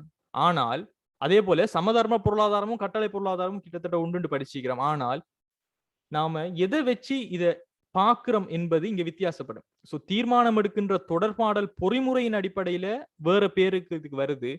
வளங்களினுடைய உரிமை, யாருக்கு ஓனர்ஷிப் இருக்குது, சோ இதை நாம சுருக்கமா சொல்ல போனோம்னா டிசிஷன் மேக்கிங். எப்படி டிசிஷன் எடுக்கப்படுது, சோ டிசிஷன் மேக்கிங் என்ன மாதிரி இருக்குது இங்க. இங்க வளங்களினுடைய உரிமை என்பது ரிசோர்ஸ் ஓனர்ஷிப், எந்த வளம் யாருக்கு இருக்கிறது. அதே போல ஊக்குவிப்பு, இன்சென்டிவ் என்று சொல்லக்கூடியது அல்லது மோட்டிவ் என்று சொல்லக்கூடியது. சோ இங்க இன்சென்டிவ் என்னத்தில் இருக்குதுன்னு சொன்னா சந்தை பொருளாதாரம், கட்டளை பொருளாதாரம் பார்ப்போம். இலாபத்தை நோக்கமாக கொண்டு அவங்களுக்கு இன்சென்டிவ் ஊக்குவிப்பு காணப்பட்டுச்சுன்னு சொன்னா அது சந்தை பொருளாதாரம் சொல்லுவோம். கட்டளை பொருளாதாரத்துல கட்டளைகள் அதாவது அதிகாரங்கள் தான் இங்க ஊக்குவிப்புகளாக காணப்படும். சோ இதுதான் நம்ம படிச்ச விஷயம். இதன் அடிப்படையில் ஸ்டூடெண்ட்ஸ் எங்க டிசிஷன் மேக்கிங்கை பத்தி பேசுறாங்களோ அங்க நம்ம யூஸ் பண்ண வேண்டியது சந்தை பொருளாதாரம், கட்டளை பொருளாதாரம், கலப்பு பொருளாதாரம் சொல்லி. எங்க வளங்களினுடைய உரிமையை பத்தி பேசப்படுதோ அங்க நம்ம பிரிக்க வேண்டியது முதலாளித்துவம். பிகாஸ் உரிமை என்பது தனியாருக்கு காணப்பட்டால் அவங்கள முதலாளித்துவம் சொல்லுவோம். உரிமை என்பது பொதுமக்களுக்கு காணப்படுகின்ற மாதிரி இருந்துச்சுன்னு சொன்னால் அதனை சமதர்மம்னு சொல்லுவோம். சோ சொத்துக்களினுடைய உரிமை யாருக்கு காணப்படுவது என்பது. சோ இதன் அடிப்படையில் ஸ்டூடெண்ட்ஸ் இந்த கொஸ்டினை நல்லா பாருங்க. முதலாளித்துவ பொருளாதாரம் ஒன்றின் சிறந்த செயலாற்றத்திற்கு which of the following is necessary for a well functioning capitalist economy but not in a command economy? So ஒரு கேபிட்டலிஸ்ட் எக்கானமி, இந்த முதலாளித்துவம் என்கின்ற வேர்ட் யூஸ் பண்ணப்பட்டாலே அது என்னத்தை வச்சு பிரிக்கணும், என்னத்தை நமக்கு மைண்டுக்கு வரணும்? Is it decision making, or is it ownership of resources, or incentive? எந்த விஷயத்துக்குள்ள வரும்? சொத்துக்களினுடைய உரிமை, யாருக்கு சொத்து ஓனர்ஷிப் இருக்குது, ஓனர்ஷிப் ஆஃப் ரிசோர்சஸ், அதை பத்தி தான் நம்ம இங்க யோசிக்கணும். அப்போ மையப்படுத்தப்பட்டுள்ள தீர்மானம் எடுத்தல், மையப்படுத்தப்பட்டல்னா என்ன? Centralised decision making. நீங்க பிசினஸ் ஸ்டடீஸ்ல மேனேஜ்மெண்ட் படிக்கும் போது படிச்சிருப்பீங்க. Centralised decision making, decentralised decision making சொன்னா. சென்ட்ரலைஸ்ட்னு சொன்னா டிசிஷன் எடுக்கிற பவர் ஒருத்தர்கிட்ட மட்டுமே குவிஞ்சிருக்கும். இப்ப உதாரணத்துக்கு நம்ம நாட்டுல பாத்தீங்கன்னு சொன்னா ஒரு சர்வ அதிகாரம் உள்ள ஒரு ஜனாதிபதி. அப்படின்னா என்ன அர்த்தம்? எல்லா டிசிஷனையும் அவர் தான் எடுக்கணும் அப்படின்னு இருந்துச்சுன்னு சொன்னா சென்ட்ரலைஸ். டிசிஷன் மேக்கிங் பவர் யார்கிட்டையும் இல்லை. நிறைய பேர் வேலை செய்வாங்க, நிறைய பேர் இருப்பாங்க, பட் டிசிஷன் மேக்கிங் ஒரு ஆள்கிட்ட மட்டும்தான் அந்த பவர் இருக்கும். அதை நம்ம சென்ட்ரலைஸ்ட் என்று சொல்லுவோம். அதுதான் என்ன? மத்திய திட்டமிடல் குழு. ஸோ கட்டளை பொருளாதாரத்தில் என்ன நடக்கும்? எல்லா தீர்மானங்களும் மத்திய திட்டமிடல் குழு ஊடாகத்தான் நடக்கும். சோ முதலாளித்துவ பொருளாதாரம் சிறந்த செயலாற்றமாக இருக்கணும் என்று சொன்னால், தீர்மானம் எடுக்கிறது, எந்த பொருளை உற்பத்தி செய்யணும், எவ்வாறு உற்பத்தி செய்யணும், யாருக்காக உற்பத்தி செய்யணும், மார்க்கெட்ல என்ன விலை, எல்லாத்தையுமே ஒரு மையப்படுத்தப்பட்டுள்ள தீர்மானம், ஒரு சென்ட்ரலைஸ்டாக ஒருத்தர் மட்டும் தீர்மானம் எடுத்தா அந்த சந்தை சரியாக இயங்குமா? முதலாளித்துவ பொருளாதாரம் என்பது என்ன? தனியார் சொத்துரிமை, அவங்க தான் டிசிஷன் எடுக்கும். அப்ப ஒருத்தர்கிட்ட தீர்மானம் எடுக்கிற பவர், பெரும்பாலும் அது கவர்மெண்டாக இருக்கலாம் அல்லது தனி நபர் ஒருத்தர்கிட்ட இருந்தால், அது அந்த முதலாளித்துவ பொருளாதாரத்தினுடைய சிறந்த செயலாற்றம். மார்க்கெட்ல சப்ளை டிமாண்டுக்கு ஏற்ற மாதிரி பொருள்ல விலை தீர்மானிக்கப்படுமாங்க? அங்க ஒரு சிறந்த செயலாற்றம் வருமா? ஒரு சென்ட்ரலைஸ்டு டிசிஷன் மேக்கிங் இருந்தா, ஒருத்தர் தான் எல்லா தீர்மானத்தையும் எடுக்கணும் அப்படின்னு இருந்தா, we can't achieve that. So ஒரு கேபிட்டலிஸ்ட் எக்கானமி ஒரு நல்ல ஃபங்க்ஷன், ஒரு வெல் ஃபங்க்ஷனிங் ஆகணும்னு சொன்னா there should be a decentralized economy, decentralized decision making in economy. So decentralized என்ன? அவங்க எந்த பொருளை நுகரணும், எந்த பொருளை உற்பத்தி செய்யணும், என்ன பொருளை எவ்வாறு உற்பத்தி செய்யுங்கிற எல்லா தீர்மானங்களும் டீசென்ட்ரலைஸ்ட், ஒரு மத்தியப்படுத்தப்படாம இருக்கும். அப்பதான் அது சிறந்த செயலாற்றம். சுருக்கமாக என்ன? சென்ட்ரலைஸ்டு டிசிஷன் மேக்கிங்கிறதுல அவங்க என்னத்தை சொல்ல வராங்கன்னு சொன்னா, அரசாங்கம் தலையிட்டு மத்திய திட்டமிடல் குழு மூலமாக தீர்மானம் எடுக்கப்படணும்னு சொல்லி. அது இங்க தேவையில்லாத விஷயம். அதே போல இரண்டாவது, வளங்களினுடைய அருமைத்தன்மை, ஸ்கேசிட்டி ஆஃப் ரிசோர்சஸ். ஸோ இங்க வளங்களினுடைய அருமைத்தன்மை என்பதுக்கும் இங்க இந்த டாபிக்கும் சம்பந்தமே கிடையாது. ஸோ அருமை என்பது அது முதலாளித்துவ பொருளாதாரத்திலையும் காணப்படும், கட்டளை பொருளாதாரத்திலையும் காணப்படும். அது நம்ம ஒன்று செய்ய முடியாது. சிறந்த செயலாற்றத்திற்கு அருமைத்தன்மை காணப்பட்டாலும் உண்டு, காணப்படாவிட்டாலும் உண்டு. So that is out of the scope. மூன்றாவது, தனியுரிமை நிறுவனங்கள், மொனோபோலிஸ். ஸோ மொனோபோலிஸ் இருந்தா தான் முதலாளித்துவ பொருளாதாரம் சிறந்த செயலாற்றத்துக்கு இருக்குமா? இல்லை. ஒரே ஒரு நிறுவனம் மாத்திரம்தான் ஒரு பொருளை சேவையை வழங்கும்னு சொன்னால் அங்க உண்மையிலேயே சந்தை சக்திகளான கேள்வி நிரம்புள்ள தொழிற்பாடு இருக்காது. ஏன்னா ஒரே ஒரு நிறுவனம் வழங்கினால் என்ன நடக்கும்? அவர் வைக்கிறது தான் பிரைஸ், வாங்குறவங்க வாங்க இல்லாட்டி போங்க. பட் முதலாளித்துவ பொருளாதார சிறந்த செயலாற்றம் என்பது என்ன? சந்தை சக்திகளான கேள்வி நிரம்பல் சிறப்பாக செயல்படணும். ஸோ அதுக்கு போட்டித்தன்மை காணப்படணும். தனி உரிமை நிறுவனங்கள் காணப்பட்டால், மொனோபோலிஸ் இருந்தா என்ன நடக்கும்? போட்டிங்கிறதே கிடையாது, அவர் மட்டும்தான் ராஜாங்க. ஸோ அது சிறந்த செயலாற்றத்துக்கு ஒரு பாதகமான ஒரு விஷயம். அதே போல சொத்துரிமை பாதுகாப்பு. சொத்துரிமை பாதுகாப்பு என்னத்தம்? Protection of property rights. உரிமைகள் பாதுகாக்கப்படணும். யாருக்கு ப்ராப்பர்ட்டி ரைட்ஸ் இருக்குங்கிறது. இதை வச்சுதான் நம்ம முதலாளித்துவ பொருளாதாரமா இல்ல சம உடைமை பொருளாதாரமாங்கிறதை நம்ம பிரிக்கிறோம். என்னத்தை? சொத்துக்களினுடைய உரிமைகளை பிரிச்சு. ஸோ அந்த சொத்துரிமை பாதுகாப்பு இருந்தால்தான் என்ன நடக்க போகுது? யாருக்கு அந்த சொத்துக்கள் சரியாக இருக்குது என்பதை தெரிஞ்சு கொண்டாதான் நாம அது முதலாளித்துவ பொருளாதாரமா இல்லையாண்டே நம்ம சொல்லலாம். ஸோ அதுதான் நம்ம இங்க பிரிக்கிற கேட்டகரியே. So that should be the answer. அதே போல நேர்கணிய வெளிவாரிகள், ஞாபகம் இருக்கிற வெளிவாரிகளை பத்தி நம்ம போன கிளாஸ்ல படிச்சிருந்தோம், யூடியூப்ல பார்த்திருப்பீங்கன்னு நினைக்கிறேன். பாசிட்டிவ் எக்ஸ்டர்னலிட்டிஸ். ஸோ நேர்கணிய வெளிவாரிகள் இருந்தால்தான் சிறந்த செயலாற்றம்னு கிடையாது. So that is also out of the scope. So இங்க இருக்கிற ஆன்சர் முதலாளித்துவ பொருளாதாரத்தோட சம்பந்தப்பட்டது. நம்ம பிரிக்கிறதுக்காக யூஸ் பண்ற கேட்டகரியே சொத்துரிமை பாதுகாப்பு தான். ஸோ இதன் அடிப்படையில் ஆன்சர் நம்பர் 4. இந்த கொஸ்டின் எல்லாருக்கும் விளங்குதா students? Does it make sense to all the question? Okay, black mode. Okay, we'll go to dark mode. நிறைய பேருக்கு விளங்க கொஞ்சம் கஷ்டமா இருந்துச்சுன்னு சொன்னா we'll move dark mode. Give me 1 minute.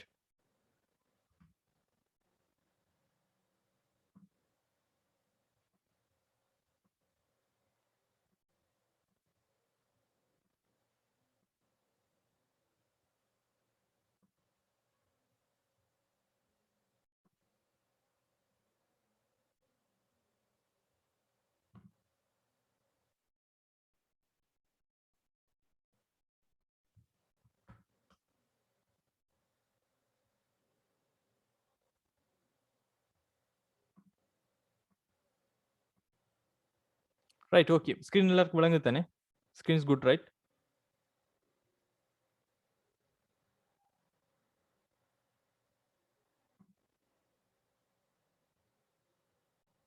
Right, okay.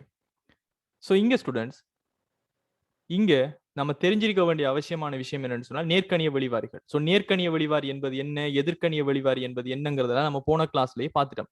இப்ப பாத்தீங்களா, எக்ஸாமினர் வந்துட்டும் இது வந்து நம்ம பாக்குற எம்சிக்யூ எத்தனாவது ஸ்டூடெண்ட்ஸ்? 2018. ஆனா 2020 வந்த பேப்பர்ல கூட அவர் இந்த எதிர்க்கணிய வெளிவாரிகளை ஒரு விஷயமா போட்டிருந்தார். பாத்தீங்களா? நம்ம பார்த்திருந்தோம். இந்த நீங்க பாருங்க, உற்பத்தியோ அல்லது நுகர்வோ வெளிவாரி விளைவதனை ஏற்படுத்தாது. ஞாபகம் தான். இது 2020 எம்சிக்யூ பேப்பர் ஃபெஸ்டா நம்ம பார்த்தது. அப்ப இங்கேயும் அவர் என்ன செய்யறாரு? அந்த வெளிவாரிங்கிற கன்செப்டை வச்சு கொண்டு தங்கிக்கிறார். அதே வெளிவாரி, அதே கன்செப்டை தான் 2018 நடந்த பேப்பர்லயும் என்ன செஞ்சுக்கிறார்? அதையும் ஒரு விஷயமாக போட்டுகிறார். சோ நாம தான் திங்க் பண்ணணும், அவர் எங்க வச்சு யோசிக்கிறாருங்கிறது. ரைட். சோ இந்த கொஸ்டின் இதுதான், இதுக்கு ஆன்சராக காணப்படுது. சொத்துரிமை பாதுகாப்பாக வரப்போகுது. ரைட். அடுத்தது எம்சிக்யூ 6 பார்ப்போம். 6வது எம்சிக்யூ பார்ப்போம். ஒரு நிறுவனம் ஒதுக்கீட்டு ரீதியில் வினைத்திறன் மிக்க வெளியீட்டு மட்டத்தில் உள்ள போது. சோ ஒதுக்கீட்டு வினைத்திறன் என்பது என்ன ஸ்டூடெண்ட்ஸ்? வள ஒதுக்கீட்டு வினைத்திறன். நாம இப்பதான் பார்த்தோம். வள ஒதுக்கீட்டு வினைத்திறன்ல நிபந்தனை என்ன? வள ஒதுக்கீட்டின் வினைத்திறனில் காணப்படுகின்ற நிபந்தனை என்ன?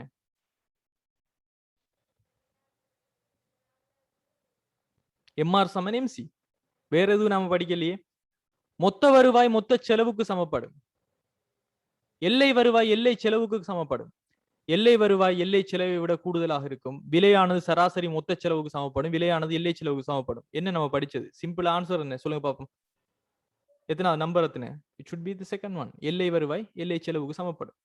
சோ இங்க நமக்கு பரிசீலிக்கப்படுகின்ற நமக்கு தெரியும் ஒதுக்கீட்டு வினைத்திறனை விளக்குற. சோ வள ஒதுக்கீட்டு வினைத்திறன் எலோகேட்டிவ் எஃபிஷியன்சி நம்ம என்னன்னு படிச்சுக்கிறோம். ஆல்ரெடி நம்ம இந்த விஷயத்தை நம்ம படிச்சுக்கிறோம். அதே போல இங்க தெரிஞ்சிருக்க வேண்டிய விஷயங்கள் இந்த கொஸ்டின் மூலமாக சமப்பாட்டு புள்ளி. சமப்பாட்டு புள்ளின்னு சொன்னா பிரேக் ஈவன். இது உங்களோட நாலேஜுக்காக நான் சொல்றேன். Break even point. Break even point என்பது என்ன ஸ்டூடெண்ட்? சொல்லுங்க பாப்போம். பிரேக் ஈவன் எதுல காணப்படும்?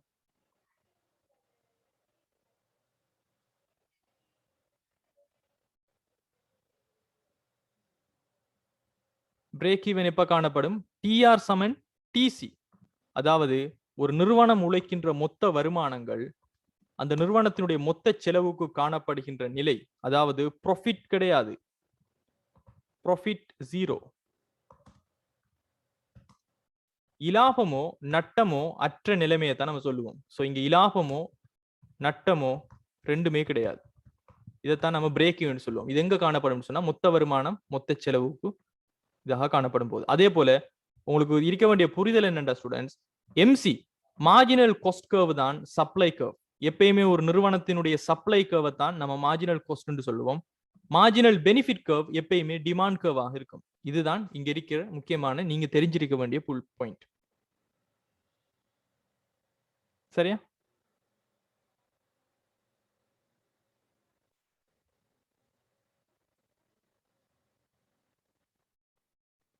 ரைட்.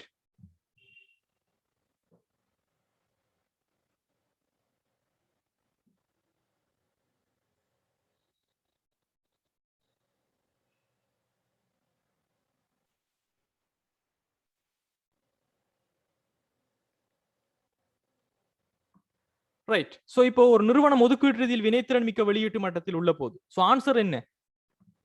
எல்லை வருவாய் எல்லை செலவுக்கு சமப்படும். எல்லை வருவாய் எல்லை செலவை விட கூடுதலாக இருக்கும். விலையானது சராசரி மொத்த செலவு காணப்படும். விலையானது எல்லை செலவுக்கு சமப்படும். என்ன ஆன்சர் இதுக்கு சொல்லுங்க பாப்போம். What should be the answer? Answer is fifth or second.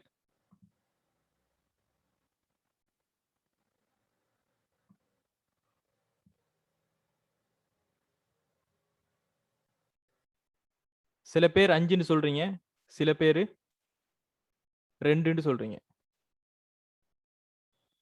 So இந்த क्वेश्चन ஸ்டூடண்ட்ஸ் இதுல செஞ்ச டைம்ல 2க்குமே ஆன்சர் கொடுத்தாங்க. சரியா? 5வது ஆன்சர் தான், செகண்ட் ஒன்னும் ஆன்சரா தான் இருக்கும். காரணம் என்னன்னு சொல்லுங்க பாப்போம். ஏன்னு சொல்லுங்க பார்ப்போம். நாம் என்ன படிச்சோம்? விலை என்பது எல்லை செலவுக்கு சமனாக காணப்படும். எல்லை செலவு என்பது எல்லை வருமானத்துக்கு சமனாக காணப்படும். எல்லை வருமானம் என்பதுதான் எல்லை பயனும் கூட.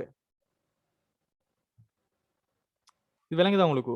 நல்லா பாருங்க. நம்ம படிச்ச சமன்பாடு என்ன ஸ்டூடெண்ட்ஸ்? ஒரு நிறுவனம் விலை, விலை என்பது என்ன? பிரைஸ். பிரைஸ் என்பது என்ன? பொருளை விற்கிறாங்க. பொருளை விற்கிற விலை தான் நீங்க பெற்றுக்கொள்ற பயன் வைங்களேன், மார்ஜினல் பெனிஃபிட். ஒரு நுகர்வோளராக வாங்குற விலை, நீங்க வாங்குற பயன், நீங்க அடைந்த பயனுக்கு சமனாக காணப்பட்டால் பி சமன் எம்பி. அதே போல நீங்க கொடுக்கிற விலைதான் ஒரு நுகர்வாளனாக உங்களோட எல்லை செலவு, உங்களோட மார்ஜினல் கொஸ்டாகவும் அதுதான் இருக்க போகுது. இது புரியுதா? விலை சமன் எல்லை செலவு, எல்லை வருமானம். அதே போல ஒரு நிறுவனத்திற்கு இதுதான் எம்ஆர் ஆகவும் இருக்க போகுது. Is it make sense toll?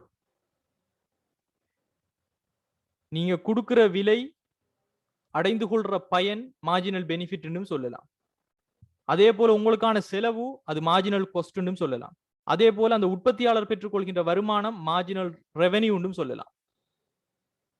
So விலை என்பது எல்லை செலவுக்கு சமனாக காணப்படுது, எல்லை வருமானத்துக்கு சமனாக காணப்படுது. எம்ஆர் வந்து மார்ஜினல் ரெவென்யூ, எல்லை வருமானம். எம்பி என்று சொல்லக்கூடியது மார்ஜினல் பெனிஃபிட், எல்லை பயன். சோ இதன் அடிப்படையில் ஸ்டூடெண்ட்ஸ் இந்த ரெண்டு ஆன்சர்ஸ்மே ஆன்சர்ஸ் வந்து ஸ்கீம்ல மார்க்ஸ் கொடுத்திருந்தாங்க. ஒன்று எல்லை வருவாய் எல்லை செலவுக்கு சமப்படும் என்பதுக்கும் விலையானது எல்லை செலவுக்கு சமப்படும். இந்த ரெண்டு கிரைட்டேரியாவும் ஒரே விஷயம் தான். எல்லை வருவாய்னு சொல்றது எம்ஆர், மார்ஜினல் ரெவென்யூ.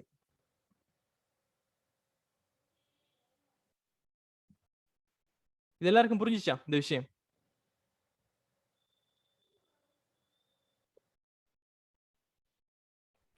ஸ்டூடெண்ட்ஸ் இதான் கிராஃப். நம்ம படிச்ச கிராஃபை பாருங்க. என்ன சொல்றாங்க? வள ஒதுக்கீட்டு வினைத்திறன் காணப்படும் போது எம்ஆர் சமன் எம்சி, ஓ பி சமன் எம்ஆர். பி சமன் எம்ஆர் என்றாலே ஆட்டோமேட்டிக்கா என்ன? எம்ஆர் சமன் எம்சி தான்.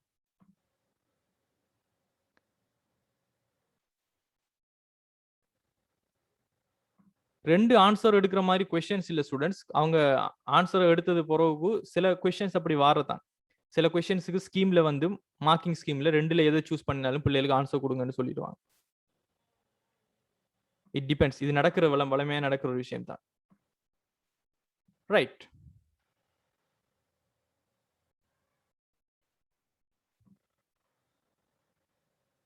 ரைட். அவ்வளோ அந்த 6 கொஸ்டின் தான் ஸ்டூடெண்ட்ஸ் 2018ல வந்து பேப்பர்ல வந்ததாக இருக்க போகுது. So 2018 we have completely done.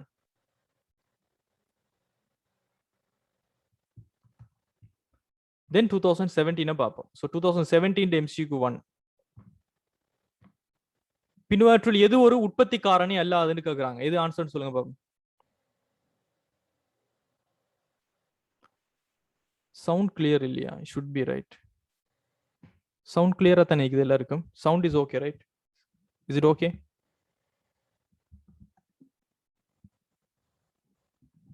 Sound is okay right now? Sound okay right?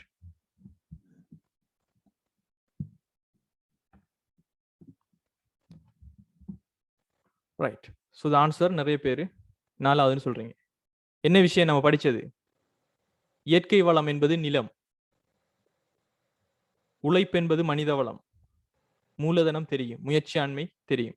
நம்ம என்ன படிச்சுக்கிறோம்? பணம் என்பது ஒரு உற்பத்தி காரணி கிடையாதுன்னு சொல்லி ஏற்கனவே இந்த கொஸ்டின் டெஸ்ட் பண்ணிக்குது. ஸோ பணம் ஒரு உற்பத்தி காரணியா? இதான் நம்ம டெஸ்ட் பண்றது. நமக்கு தெரியும் பணம் என்பது பொருளியல்ல, நாம ஒரு உள்ளீடாக நம்ம பார்க்க மாட்டோம், ஒரு மூலதனமாக நம்ம பார்க்க மாட்டோம்.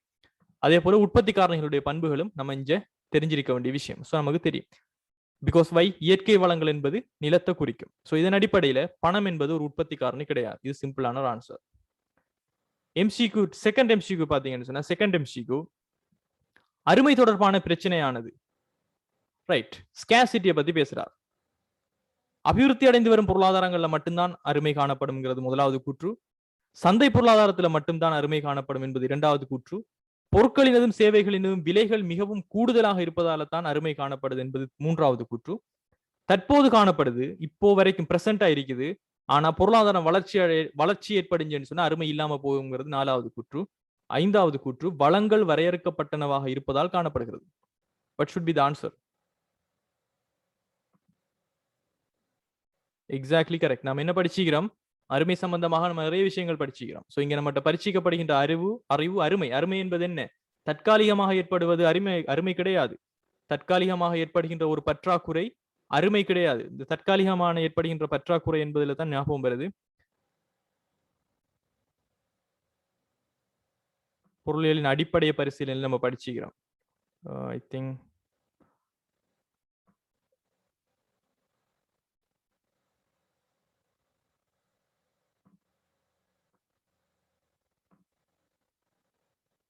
அருமை சம்பந்தமாக நம்ம படிச்ச டாபிக் பொருளியலின் அடிப்படை மைய பிரச்சனை. ரைட், இங்க தான் நம்ம படிச்சோம். இந்த இதுல தான் படிச்சிருந்தோம். நாம அருமை சம்பந்தமாக நம்ம படிச்சிருந்தோம். இதுல தான் ஸ்டூடெண்ட்ஸ் நம்ம பார்த்திருந்தது தற்காலிகமாக தோன்றும் பற்றாக்குறை ஒரு அருமையானு சொல்லி. உதாரணத்துக்கு இது நான் நேற்று நியூஸ் பேப்பர்ல பார்த்த விஷயம். என்ன நடக்குது நாட்டுல பாருங்க. நாட்டில் சமையல் எரிவாயுக்கான தட்டுப்பாடு மிகவும் நிலவும் சூழலில் தற்போது மக்கள் மண்ணெண்ணெய் கொள்வனவில் மும்முரம் காட்டி வருகின்றனர். அப்ப இது என்னது? இதுதான் தற்காலிகமான அருமை. அப்போ இப்போ ஸ்டூடெண்ட்ஸ் சமையல் எரிவாயுக்கு இங்க ஏற்பட்டிருக்கிற தட்டுப்பாடு அருமையா? கேஸுக்கு ஏற்பட்டிருக்கின்ற விஷயம் என்ன? இது ஒரு அருமையா? இது ஒரு அருமை கிடையாது. தற்காலிகமாக ஏற்படுகின்ற பற்றாக்குறை அருமை கிடையாது. அதே போல இந்த கேஸும் மண்ணெண்ணையும் என்ன பண்டம்னு சொல்லுங்க பாப்போம். கேஸ் மண்ணெண்ணெய் பதிலீட்டு பண்டமா இணைப்பு பண்டமா? ஒரு பிராக்டிகலா யோசிப்போமே. என்ன நடக்குது? கேஸுக்கு விலை கூடிட்டு கேஸ் எரிவாயு தட்டுப்பாடுன்னு என்ன செய்யறாங்க மக்கள்? அதுக்கு பதிலீடாக இருக்கக்கூடிய மண்ணெண்ணெயை செய்யறாங்க. அப்போ இங்க நாம ஒரு விஷயம் படிக்கிறோம். பதிலீட்டு பொருளினுடைய விலை அதிகரிக்கிறதால தட்டுப்பாடு ஏற்படுது. பிகாஸ் வெளிநாட்டுல கேஸ் இறக்குமதி இல்ல, விலை அதிகம், டாலர்ல பிரச்சனை போகுது. சோ பதிலீட்டு பொருளினுடைய விலை அதிகரித்தால் குறித்த பொருள், நீங்க ஒரு மண்ணெண்ணெய் விற்கிறவராக இருக்கீங்களே, மண்ணெண்ணெய் விற்கிற நீங்களாக இருந்தால் பதிலீட்டு பொருளான கேஸினுடைய விலை அதிகரிப்பு உங்களினுடைய மண்ணெண்ணெயினுடைய விலையில என்ன செய்யுது? மண்ணெண்ணெய கொள்வனவுல மக்கள் என்ன செய்யுது? கேள்வி தொகையை அதிகரிக்குதா இல்லையா? சோ பதிலீட்டு பண்டத்துக்கும் குறித்த பண்டத்தினுடைய கேள்வி தொகைக்கும் என்ன தொடர்பு இருக்குது? There should be a positive relationship. இதை நாம செகண்ட் யூனிட்ல நம்ம பார்ப்போம். Just I am telling. So தற்காலிகமாக தோன்றுகின்ற பற்றாக்குறை ஒரு அருமை கிடையாது. ரைட். சோ இந்த விஷயம் நம்ம பார்த்தது. ரைட். சோ இதன் அடிப்படையில் என்ன நடக்குது? அபிவிருத்தி அடைந்த நாடாக இருந்தாலும் அபிவிருத்தி அடையாத நாடாக இருந்தாலும் எல்லா இடத்திலையுமே எந்த பொருளாதாரத்திலையும் அருமை காணப்படும். அதே போல அருமையை நம்ம ரெண்டு விஷயங்களை தான் ஒப்பிடுவோம். ஒன்று வரையறுக்கப்பட்ட வளங்கள், வரையறுக்க முடியாத விருப்பங்கள். சோ இந்த ஆன்சர் எல்லாருக்குமே தெரிஞ்ச ஒரு விஷயம் தான். சோ கொஸ்டின் நம்பர் 3 பாத்தீங்கன்னு சொன்னா, மூன்றாவது கொஸ்டின் 2017 கொஸ்டின் பாருங்க. ஒரு உற்பத்தி சாத்திய வலை உருவாக்கத்தில் பின்வற்றுள் எது எடுகோலாக கொள்ளப்படுகிறது? ரைட், நாம எடுகோல் நம்ம படிச்சிருந்தோம். சோ நம்மகிட்ட பரிச்சீக்கப்படுகின்ற அறிவு என்ன? உற்பத்தி சாத்திய வலையினுடைய எடுகோள்கள். Assumptions are used when drawing a production possibility curve. So இதன் அடிப்படையில் நம்ம என்ன செஞ்சிருந்தோம்? 4 முக்கியமான அசம்ஷன் எடுத்திருந்தோம். ஒன்று, ப்ரொடக்ஷன் ஆஃப் ஒன்லி 2 goods, 2 பண்டங்கள் மாத்திரம்தான் அந்த பொருளாதாரத்துல உற்பத்தி செய்யப்படுதுங்கிற ஒரு அசம்ஷன். காரணம் என்ன? 2 பண்டங்களை தான் நம்ம கிராஃப்ல காட்டேன். ரெண்டாவது, பொருளாதாரத்துல உள்ள வளங்களின் அளவு நிலையானது. காணப்படுகின்ற நிலம், உழைப்பு, மூலதன முயற்சி மாற்றம் இல்லை, குறையவும் இல்லை, கூடவும் இல்லை, அதே அளவு காணப்படுது. அதே போல தொழில்நுட்பம், technology remains constant during the concern period. நாம கருத்துல கொள்ளப்படுகின்ற காலத்துல தொழில்நுட்பம் மாறவே இல்லை. அதே போல வளங்கள் பூரணமாக ஃபுல் யூட்டிலைசேஷன் ஆஃப் ரிசோர்ஸ், இருக்கின்ற வளங்கள் ஒட்டுமொத்தமாக பாவிக்கப்படுது, மேக்சிமம் எஃபிஷியன்சியோட பாவிக்கப்படுது. சோ இந்த 4 நாம படிச்ச கண்டிஷன்ஸ். சோ இதன் அடிப்படையில ஆன்சர் சொல்லுங்க பாப்போம். உற்பத்தி சாத்திய வலை உருவாக்கத்துல எது எடுகோள்களாக கொள்ளப்படுகிறது? What should be the answer?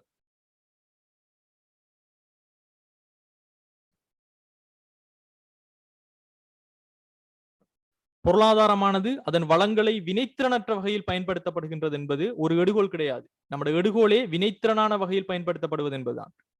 இரண்டாவது, வளங்கள் தனியார் பொருட்களை மட்டும் உற்பத்தி செய்வதற்காக பயன்படுத்தப்படுதுன்னு சொல்றாங்க. ரைட், இங்க ஒரு புதுசா ஒரு விஷயம் வருது, தனியார் பொருட்கள் என்று சொல்லக்கூடிய விஷயங்கள். இப்படி ஒரு கான்செப்ட் நம்ம படிக்கல. அதே போல பூரண உற்பத்தி அல்லாமல் நிறைதொழில் மட்டம் உணரப்படுகிறது. இது ஒரு பிழையான கூற்று. பூரண உற்பத்தி இருந்தால் தான் நம்ம நிறைதொழில் மட்டத்துக்கே நம்ம போகலாம். அதே போல உற்பத்தி தொழில்நுட்பமானது நிலையானதாக காணப்படுகிறது. சோ இது ஒரு எடுகோலாக நம்ம படிச்சுக்கிறோம். பொருளாதாரத்துல பணவீக்கம் காணப்படவில்லை, இதெல்லாம் நம்ம படிக்கல. நாம படிச்சத்துல இருந்து நமக்கு தெரியும் the answer should be the fourth one, because உற்பத்தியில தொழில்நுட்பம் நிலையானதாக இருக்கிறது. ஆனா இந்த கொஸ்டின்ஸ்ல நம்ம தெரிஞ்சிருக்க வேண்டிய விஷயங்கள் பாத்தீங்கன்னா ஸ்டூடெண்ட்ஸ், இந்த விஷயத்துல நாம தெரிஞ்சிருக்க வேண்டிய விஷயங்கள் உண்டு. தனியார் பொருட்கள் சம்பந்தமாக பேசப்படுது. வளங்கள் தனியார் பொருட்களை மட்டும் உற்பத்தி செய்வதற்காக பயன்படுத்தப்படுது சொல்றது. சோ தனியார் பொருட்கள் பிரைவேட் குட்ஸ் என்று சொல்லக்கூடிய ஒரு கன்செப்ட், அதே போல பொது பொருட்கள் பப்ளிக் குட்ஸ் என்று சொல்லக்கூடிய ஒரு கன்செப்ட். அதே போல நமக்கு தெரியும் பணவீக்கத்துக்கும் எடுகோள்களுக்கும் எந்த தொடர்பும் இல்லை, அது ஒரு எடுகோள்களாக நம்ம பார்த்ததே இல்லை. சோ தனியார் பொருட்கள் பிரைவேட் குட்ஸ் சொல்லி படிச்சீங்கன்னு சொன்னா அங்க சொல்லப்படுவது குறித்த ஒரு பொருளானது கட்டாயமாக பாவிப்பதற்காக கொள்வனவு செய்யப்பட்டிருக்கணும். முதலாவது கண்டிஷன். கன்சியூம் பண்றதுக்காக, அதை வாங்கி பாவிக்கிறதுக்காக நீங்க ஒரு பொருளை கொள்வனவு செய்றீங்க. அதே சமயம் குறித்த நபரினுடைய பாவனை, அதை கொள்வனவு செய்தவரினுடைய பாவனை மற்றொரு நபரினுடைய பாவனையை பாதிக்கக்கூடிய அல்லது தடுக்கக்கூடியதாக காணப்படணும். இந்த பொருட்களை பெற்றுக்கொள்வது தனிநபர்களுக்கு இடையில போட்டி காணப்படணும். இதுதான் பிரைவேட் குட்ஸ். இப்போ உதாரணத்துக்கு ஸ்டூடெண்ட்ஸ், நம்ம கிளாஸ் எடுத்துக்கொண்டீங்கன்னு சொன்னா முதல்ல நம்மளோட லிமிடேஷன் வந்துட்டு 300 பீப்புள் தான் நம்மளோட லிமிடேஷன் இருந்துச்சு. இப்போ நம்மளோட லிமிடேஷன் வந்துட்டு 500 பீப்புளாக நம்ம ஜூமுக்கு வந்து மந்த்துக்கான பேமெண்ட்டை கூட்டி கட்டி நம்ம எடுத்திக்கிறோம். இப்போ 300 பீப்புள் தான் 300 மேக்ஸிமம் ஆனிச்சுன்னு சொன்னால், இப்போ நம்மளுக்கு முதல்ல இந்த ரெஸ்ட்ரிக்ஷன் 300 மேக்ஸிமம் ஆனிச்சுன்னு சொன்னால் இன்னொரு ஆள் ஜூம் கிளாஸ்ல பங்கு பெற்ற முடியாதுங்கிற ஒரு பிரச்சனை வருது. அப்ப நீங்க ஜூம் கிளாஸுக்கு என்னத்துக்கு வாரீங்க? அதை பாவிச்சு அந்த கிளாஸ்ல கன்சியூம் பண்றதுக்காக, அதுல இருக்கிற நாலேஜை கன்சியூம் பண்றதுக்காக. ஆனால் நீங்க பாவிச்சு இப்ப 299 ஆயிடுச்சு, 300ஆவதாக நீங்க வந்துட்டீங்க. 300ஆவது ஆள் வந்தா 300க்கு மேல இன்னொரு ஆள் ஜாயின் பண்ண இயலான்னு சொன்னால் உங்களோட பாவனை இன்னொருவருடைய பாவனையை தடுக்குதா இல்லையாங்க? யோசிச்சு பாருங்க. ரெஸ்ட்ரிக்ஷன் உருவாக்குதா இல்லையா? எஸ். அது என்னது? ஒரு பிரைவேட் குட்ஸ், அது ஒரு தனியார் பொருளை பங்கு. இப்ப கடைக்கு போறீங்க, ஒரு 5 பால் போட்டி தான் இருக்குது, நீங்களும் எடுத்துட்டீங்க, மிச்சம் இருக்கின்ற 5 பேரும் எடுத்தால் 6ஆவதா வருகின்ற நபருடைய பாவனை என்னவாக இருக்க போகுது? அவர் பாவிக்கலாம். சோ ஒரு குறித்த பொருளானது கட்டாயமாவதாக பாவிப்பதற்காக கொள்வனவு செய்யப்பட்டு குறித்த நபரத பாவனை, அவனுடைய பாவனை இன்னொரு நபரைய பாவனையை பாதிக்கும் அல்லது தடுக்கக்கூடியதாக இருந்தால் இந்த மாதிரியான பொருட்களை நாம தனியார் பொருட்கள் சொல்லுவோம். இந்த பொருட்களை பெற்றுக்கொள்வதில் எப்பயுமே தனிநபர்களுக்கு இடையில போட்டி காணப்படும். இப்ப உதாரணத்துக்கு சொல்ல போனா ஸ்டூடெண்ட்ஸ், டின்னர் அட் ரெஸ்டாரண்ட். ஒரு ரெஸ்டாரண்ட்ல நீங்க ஒரு டின்னருக்காக ஒரு டேபிளை புக் பண்றீங்க. அப்ப அன்றைக்கு நீங்க புக் பண்ணின அந்த டேபிளை ஒரு ஒரு பழமையாக அந்த மெழுகுவர்த்தியோட எல்லாம் டேபிள் இருக்கும் தானே, அது ஒரு 5 ஸ்டார் ஹோட்டல்ஸ்ல இருக்கும், புக் பண்ணுவாங்க. அந்த டேபிளை புக் பண்ணா அவங்க மட்டும்தான் அன்றைக்கு போவாங்க. ஸோ அன்றைக்கு அதை புக் பண்ணினா இன்னொரு ஆள் வந்துட்டு பாவிக்க முடியாது. ஸோ இதெல்லாம் ஒரு எக்ஸாம்பிள். அதே போல ஏர்பிளைன் ரைட்ஸ். இப்போ ஏர்பிளைன்ல வந்துட்டு நீங்க போறதுக்கு ஓகே 25 சீட் தான் இருக்குதுன்னு சொன்னா அந்த 25 சீட்டும் புக் பண்ணிச்சுன்னு சொன்னால் நீங்க அது பிறகு அதை யூஸ் பண்ணலாது. அதே போல செல்போன், போனும் இவ்வளவு தான் வருது. ஐபோனை பாருங்க, ஐபோன் எல்லாம் இப்போ உதாரணத்துக்கு நீங்க ஒரு ஐபோன் 8 சொன்னா ஐபோன் 8 ஒரு 3 லட்சம் போன் அடிக்காங்கன்னு சொன்னா 3 லட்சம் தான் அந்த போன். 3 லட்சம் பேரும் வாங்கிட்டாங்கன்னு சொன்னா அதுக்கு பிறகு போன் இல்லைன்னு சொன்னா அந்த போன் கிடையாது. ஸோ இதைத்தான் நம்ம பிரைவேட் குட்ஸ்ன்னு சொல்லுவோம். பாவிக்கிறதுக்காக அந்த பொருள் உருவாக்கப்படுது. ஒரு ஆள்ல பாவனை இன்னொரு ஆளுடைய பாவனையை தடுக்கும், பிகாஸ் லிமிட்டட். இது புரியுதா? தனியார் பொருளுங்கிற கான்செப்ட் எல்லாருக்கும் புரிஞ்சுச்சா? Private goods.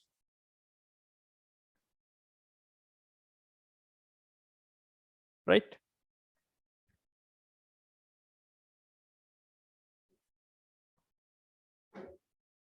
Right, great. அதே போல பொதுப்பொருள் பப்ளிக் குட்ஸ்ங்கிற ஒரு கான்செப்டும் இருக்குது. ஸோ நம்ம அதையும் நம்ம இங்கே வச்சு பார்த்துருவோம்.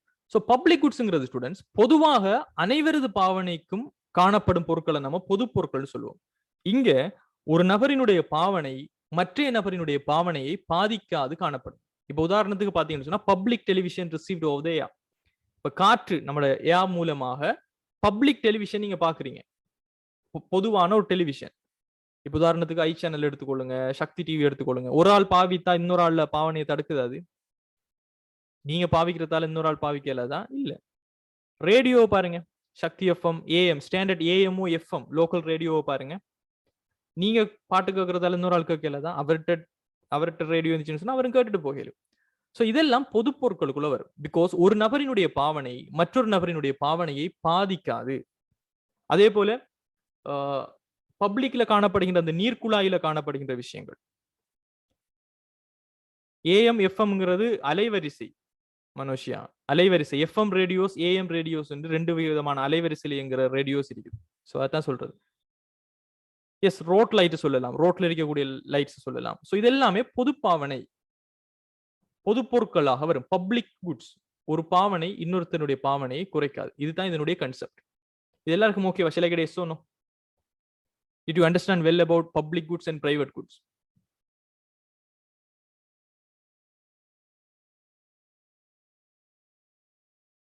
எஸ், விலக்கல் விதி. விலக்கல் விதிண்டா என்ன? விலக்கல் விதிக்கு உட்படாததுன்னு சொன்ன என்ன? விலக்கல் என்றாலே என்ன? ஒருத்தரை நம்ம தள்ளி வைக்கலாம், அது தனியார் பொருள் தான் நடக்கும். பட் பொது பொருளை நம்ம தள்ளி வைக்க மாட்டோம், அதைத்தான் விலக்கல் விதின்னு சொல்றது. Right. So let's move to the next question. So இந்த கொஸ்டின்ஸ்ல நம்ம என்னதை தெரிஞ்சுக்கொண்டு பார்த்தாச்சு. ஸோ எம்சிக்கு 4வது பாத்தீங்கன்னு சொன்னா,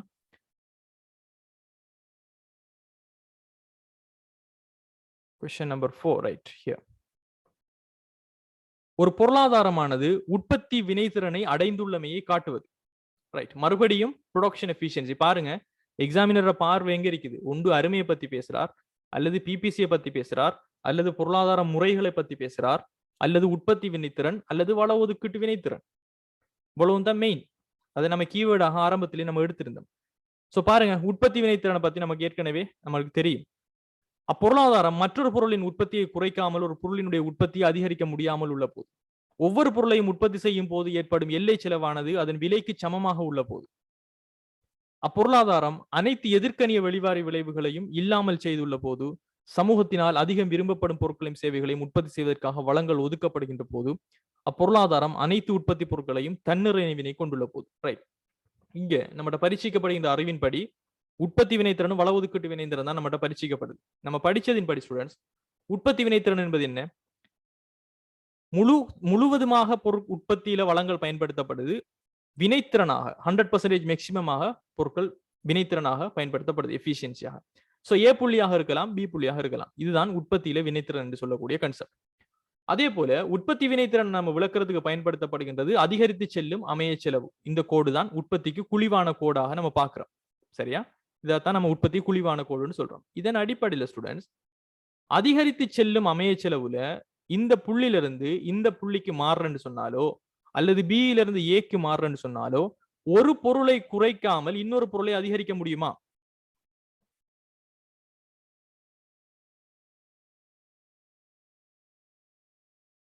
யோசிச்சு பாருங்க. உற்பத்தி வினைத்திறன் என்பது என்ன? பிபிசி கோட்டில் இருக்கின்ற புள்ளி. இந்த பிபிசி கோட்ல ஒன்றிலிருந்து ஒன்றுக்கு மாறணும்னா என்ன செய்யணும்? முழு வளங்களும் பயன்படுத்தப்பட்டிருந்தால் ஒன்றை குறைத்தால் தான் இன்னொன்றை நம்ம அதிகரிக்கலாம். இது சிம்பிளான நமக்கு விஷயம், நம்ம படிச்ச விஷயம். உற்பத்தி வினைத்திறன் என்பது ஒரு பொருளாதாரத்தின் ஒட்டுமொத்த வளங்களில் இருந்து கிடைக்கப்படும் அதிகபட்ச வெளியீடு. பிபிசியில் காணப்படும் அனைத்து புள்ளிகளையும் இது குறிக்கும். இங்க காணப்படுகின்ற நிபந்தனைகள் என்ன? மொத்தமாக வேலை வாய்ப்பு இருக்கணும், முழு உற்பத்தி, அதாவது full employment with full production efficiency. So இந்த 2 கான்செப்ட் நம்ம படிச்சோம். அதே போல நமக்கு வள ஒதுக்கீட்டு வினைத்திறன் என்பதும் தெரியும். வள ஒதுக்கீட்டு வினைத்திறன் என்பது என்ன? விலை எல்லை வருமானத்துக்கு சமனாக காணப்படணும்.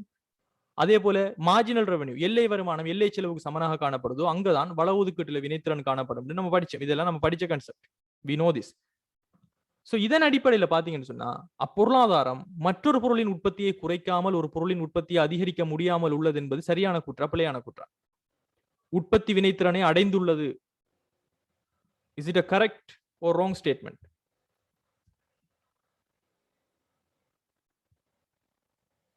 ஒரு பொருளாதாரம் உற்பத்தி வினைத்திறனை அடைந்துள்ளமையை காட்டுவது என்பது ஒரு பொருளினுடைய உற்பத்தியை நம்ம குறைக்காமலுக்கு இன்னொன்று அதிகரிக்கல. பிகாஸ் என்ன செய்யும்? உற்பத்தி வினைத்திறன் என்பதே முழுமையாக உற்பத்தியில பொருட்களினுடைய வளங்கள் பயன்படுத்தப்படுது முழு எஃபிஷியன்சியோட. இதுக்கு மேல அதிகரிக்கிறதுக்கு ஒன்றும் இல்லை. சோ என்ன செய்யணும்? That's a first correct one.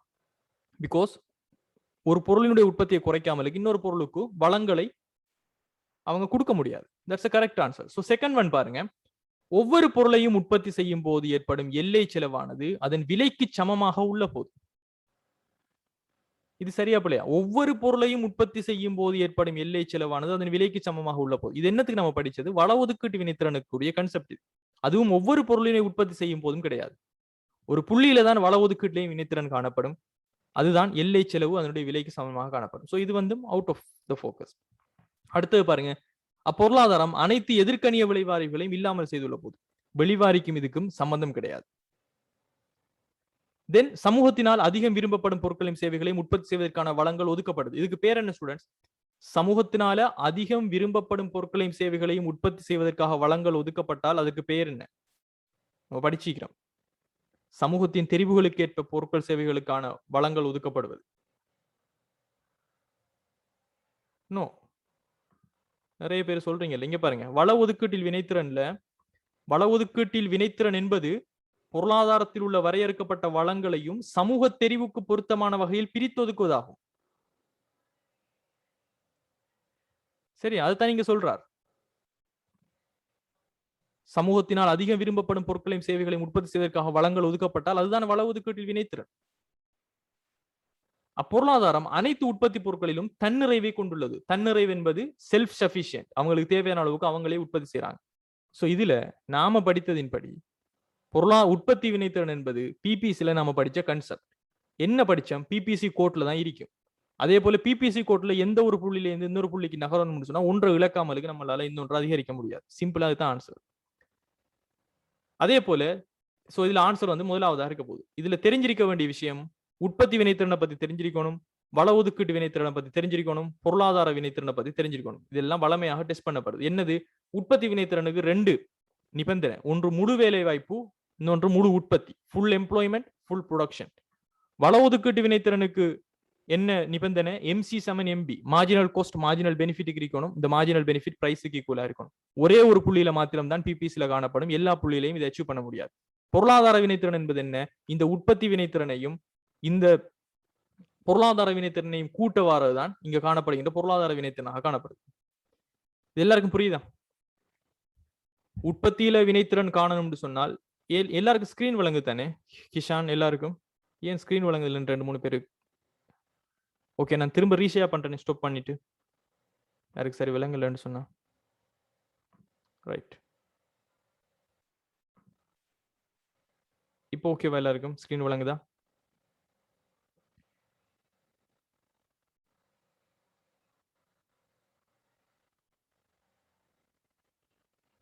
Right. So என்ன நடக்குது? உற்பத்தி வினைத்திறன் 2 கான்செப்ட், சரியா? ஒன்று முழு வேலை வாய்ப்பு, முழு உற்பத்தி, ஃபுல் ப்ரொடக்ஷன். இங்க ஃபுல் ப்ரொடக்ஷன் என்பது full production with full maximum எஃபிஷியன்சின்னு சொல்றோம். அதுவும் சொன்னா சிறப்பாயிருக்கும்.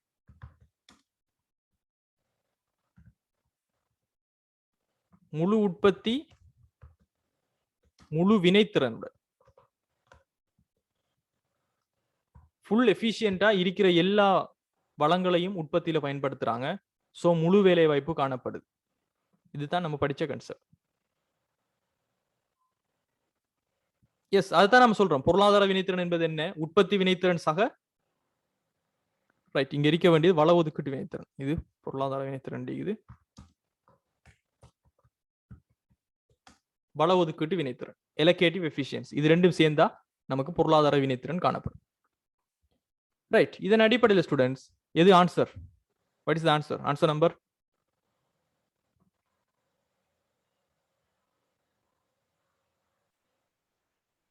நம்பர் ஃபர்ஸ்ட், முதலாவது ஆன்சர். எக்கனாமிக்கை பொறுத்த வரைக்கும் ஸ்டூடெண்ட்ஸ் உங்களுக்கு சரியான நாலேஜ் இருந்துச்சுன்னு சொன்னா ஃபர்ஸ்ட் டைமே உங்களால கொஸ்டினை வந்துட்டு பீட் பண்ணிடுது.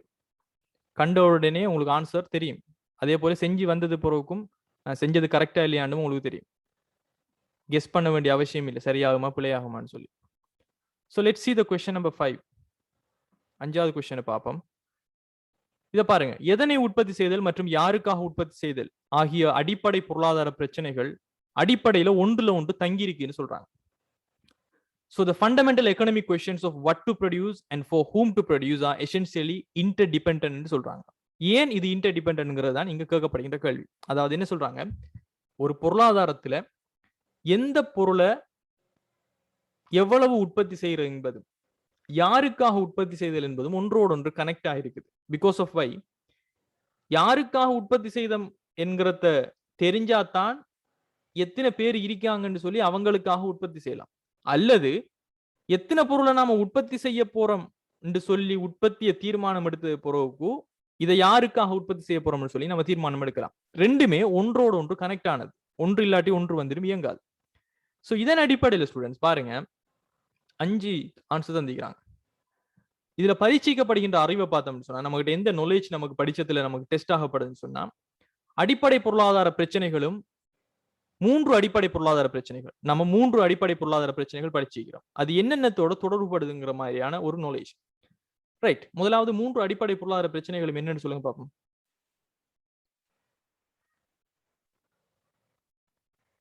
3 அடிப்படை பொருளாதார பிரச்சனைகளும் என்னன்னு சொல்லுங்க பாப்போம். அருமை என்பது அடிப்படை பொருளாதார பிரச்சனை கிடையாது. அருமை என்பது மைய பிரச்சனை. அருமை என்பது மைய பிரச்சனை, அடிப்படை பொருளாதார பிரச்சனை கிடையாது. என்ன பொருளை எந்த அளவு உற்பத்தி செய்வது, யாருக்காக உற்பத்தி செய்வது, எவ்வாறு உற்பத்தி செய்வது என்பதுதான் அடிப்படை பொருளாதார பிரச்சனை. சோ அடிப்படை பொருளாதார பிரச்சனையை மறந்துடாதீங்க. அடிப்படை பொருளாதார பிரச்சனை என்பது அருமை கிடையாது. அருமை என்பது மைய பிரச்சனை. எந்த பொருளை எந்த அளவு உற்பத்தி செய்வது என்பது முதலாவது பிரச்சனை, எவ்வாறு உற்பத்தி செய்வது என்பது இரண்டாவது பிரச்சனை, யாருக்காக உற்பத்தி செய்வது என்பது மூன்றாவது பிரச்சனை. இதுதான் அடிப்படை பொருளாதார பிரச்சனையாக நம்ம படிச்சுக்கிறோம். அதே போல அடிப்படை பொருளாதார பிரச்சனையில வள ஒதுக்கீட்டோடு ஒரு பிரச்சனைன்னு சொல்லி நம்ம எதை சொல்லுவோம்? 3 விஷயங்கள் படிச்சோம். உற்பத்தியோடு தொடர்புடைய பிரச்சனை, வள ஒதுக்கீட்டோடு தொடர்புடைய பிரச்சனை, தொழில்நுட்பத்தோடு தொடர்புடைய பிரச்சனைன்னு சொல்லி 3 பிரச்சனைகளுக்கு 3 இது கொடுத்திருந்தோம். இதுல வள ஒதுக்கீட்டோடு தொடர்புடைய பிரச்சனை எது? வளங்களை ஒதுக்கீடு செய்வது. எந்த பொருளை எந்த அளவு உற்பத்தி செய்வது என்பது தொடர்பாக தீர்மானித்து அதற்காக வள ஒதுக்கீட்டை மேற்கொள்வதனால் எதனை எந்த அளவு உற்பத்தி செய்வது என்ற அடிப்படை பொருளாதார பிரச்சனையானது வள ஒதுக்கீட்டு பிரச்சனை. சோ முதலாவது எந்த பொருளை எந்த அளவுக்கு நாம உற்பத்தி செய்யணும்ங்கிற மாதிரியான ஒரு விஷயம். அதே போல உற்பத்தியோடு தொடர்புடைய பிரச்சனை என்பது என்ன? எவ்வாறு உற்பத்தி செய்தல் என்ற அடிப்படை பிரச்சனையாக கருதப்படுவது பொருட்களையும் சேவைகளையும் உற்பத்தி செய்வதற்கு எத்தகைய தொழில்நுட்ப முறைகளை பயன்படுத்துவது என்பதாகும். சோ உற்பத்தியோடு தொடர்புடையது அல்லது உற்பத்தி தொழில்நுட்பத்தோடு தொடர்புடையது என்ன பிரச்சனை? எவ்வாறு உற்பத்தி செய்யணும்ங்கிற பிரச்சனை. சோ என்ன பொருளை உற்பத்தி செய்யறது, எந்த அளவு உற்பத்தி செய்யறது என்பது வளங்களை எந்த அளவுக்கு ஒதுக்கீடு செய்யப்படுகின்ற வள ஒதுக்கீட்டோடு தொடர்புடைய பிரச்சனை. அதே மாதிரி எவ்வாறு நாம உற்பத்தி செய்யப்படும், இதை நாம உற்பத்தியோடு தொடர்புடைய பிரச்சனைன்னு சொல்லலாம், மூலதனத்தோடு உற்பத்தி தொடர்புடைய பிரச்சனை. ரெண்டுமே ஒரே விஷயம் தான். உற்பத்தி தொழில்நுட்பம். சோ உற்பத்தியோடு தொடர்புடைய பிரச்சனை, மூலதனத்தோடு தொடர்புடைய பிரச்சனை, தொழில்நுட்பத்தோட தொடர்புடைய பிரச்சனை. அதே போல யாருக்காக உற்பத்தி செய்யப்படுவது என்பது என்னத்தோட தொடர்புடைய பிரச்சனை? வருமான பங்கீட்டோடு தொடர்புடைய பிரச்சனை. பாருங்க, யாருக்காக உற்பத்தி செய்ய வேண்டும் என்ற பிரச்சனையால் கருதப்படுவது சமூகத்தின் மொத்த உற்பத்தியை யாருக்கிடையே நம்ம பங்கீடு செய்ய போறோம். இங்க சொல்லப்படுவது என்ன? நம்ம ஒரு அரசாங்கமோ அல்லது ஒரு பொருளாதாரமோ, அதுல தனியார் இருக்கும், அரசாங்கம் இருக்கும், எல்லாரும் பொருட்களை உற்பத்தி செய்வாங்க. சோ உற்பத்தி செய்யப்படுகின்ற இந்த பொருட்களை யாரு உடைமையாக்கி கொள்வாங்க, யார் அதை நுகர்ந்து கொள்வாங்கன்னு சொன்னால் இது என்னத்தின் அடிப்படையில் தீர்மானிக்கப்படும்? யார்கிட்ட கூட வருமானம் இருக்குதோ அவங்க அந்த பொருட்களுக்கு டிமாண்டை ஏற்படுத்தி அவங்க என்ன செய்வாங்க? அந்த பொருளை பெற்றுக்கொள்வாங்க. வருமானம் எதுல தங்கி இருக்குது? யாருக்கிட்ட நிலம் கூடுதலாக இருக்குதோ அவங்களுக்கு வாடகை கிடைக்கும். யார்கிட்ட மூலதனம் கூடுதலாக இருக்குதோ அவங்களுக்கு வட்டி வருமானமாக கிடைக்கும். யாரு நல்ல ஊழியமாக காணப்படுகின்றாங்களோ, பயிற்றுவிக்கப்பட்ட ஊழியமாக காணப்படுகின்றாங்களோ அவங்களுக்கு கூடிய சம்பளம் கிடைக்கும். யாரு நல்ல முயற்சியாளராக காணப்படுகின்றாங்களோ அவங்களுக்கு லாபம் கிடைக்கும். சோ வருமான பங்கீடு என்பது, இங்க வருமான பங்கீடு என்பது அவங்களுக்கு காணப்படுகின்ற காரணி உடைமையினுடைய அளவு, அதுக்கு காணப்படுகின்ற அவங்க காணப்படுகின்ற விலையை வச்சு வருமான பங்கீடு இங்க தீர்மானிக்கப்படுது.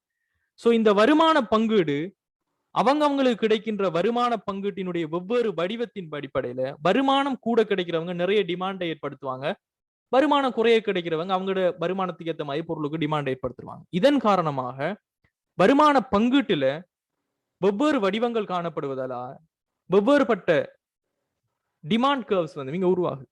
சோ இது சிம்பிளான ஒரு விஷயம். சோ இதைத்தான் இங்க அவங்க சொல்ல வர விஷயம். அதே போல நமக்கு தெரியும் யாருக்காக உற்பத்தி செய்யறங்கிற பிரச்சனை, அதுதான் வருமான பங்கீட்டோட தொடர்புடையது. அப்ப சுருக்கமாக நாங்க இதை சமரி பண்ணோம்டா ஸ்டூடெண்ட்ஸ், கொஞ்சம் சமரி பண்ணி பார்ப்போம் உங்களுக்கு எந்த அளவுக்கு இது புரிஞ்சுக்குன்னு சொல்லி.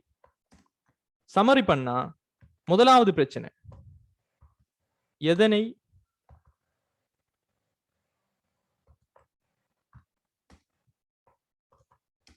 உற்பத்தி செய்வது. இந்த பிரச்சனை எதோடு தொடர்புடைய பிரச்சனைன்னு சொல்லுங்க பார்ப்போம்.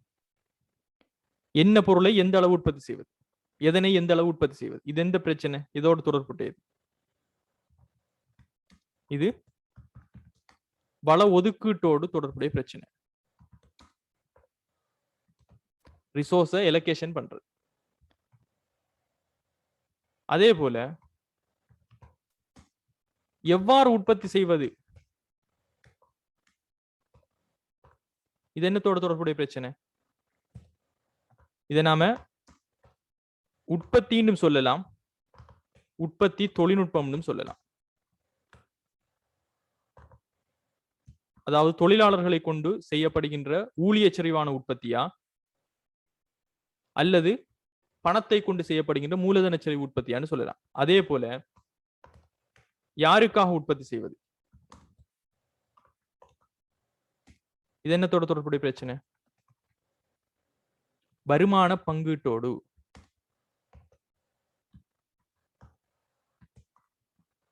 ரைட். சோ இந்த நாலேஜை வச்சு நம்ம क्वेश्चन இப்ப பார்ப்போம். சரியா? நம்ம படிச்ச விஷயத்தை வச்சு பார்ப்போம்.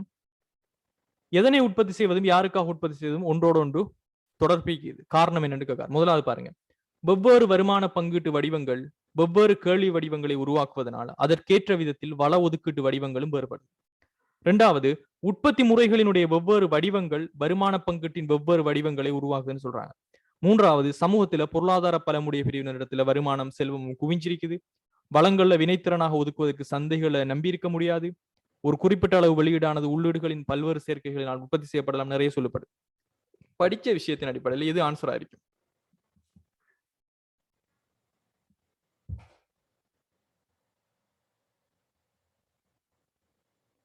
நல்லா பாருங்க. எதனை உற்பத்தி செய்வது என்பது வள பங்கீட்டோடும் யாருக்காக உற்பத்தி செய்தல் என்பது வருமான பங்கீட்டோடும் தொடர்புடைய. சோ இங்க என்ன நடக்குது?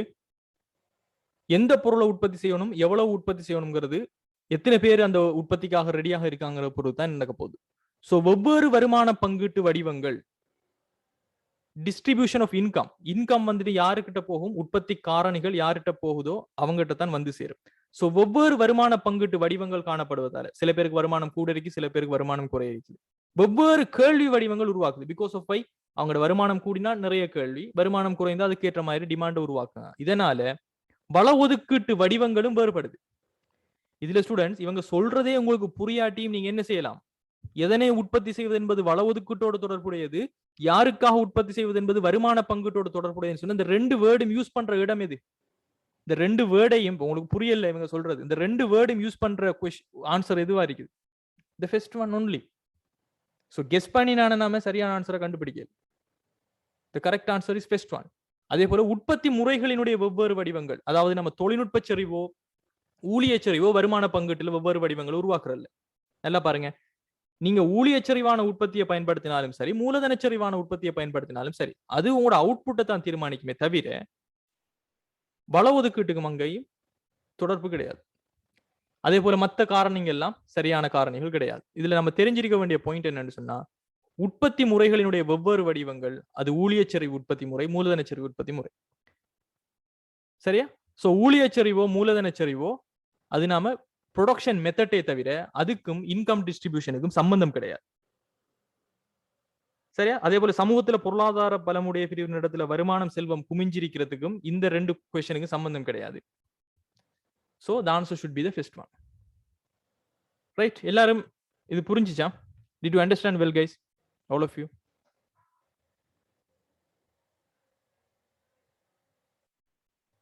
Right? So next question ல இருந்து நாம next classல பாப்போம் students. So all of you please my kind request, இந்த contribution details அனுப்பிட்டு அந்த ஃபார்ம்ல fill பண்ணி விடுங்க.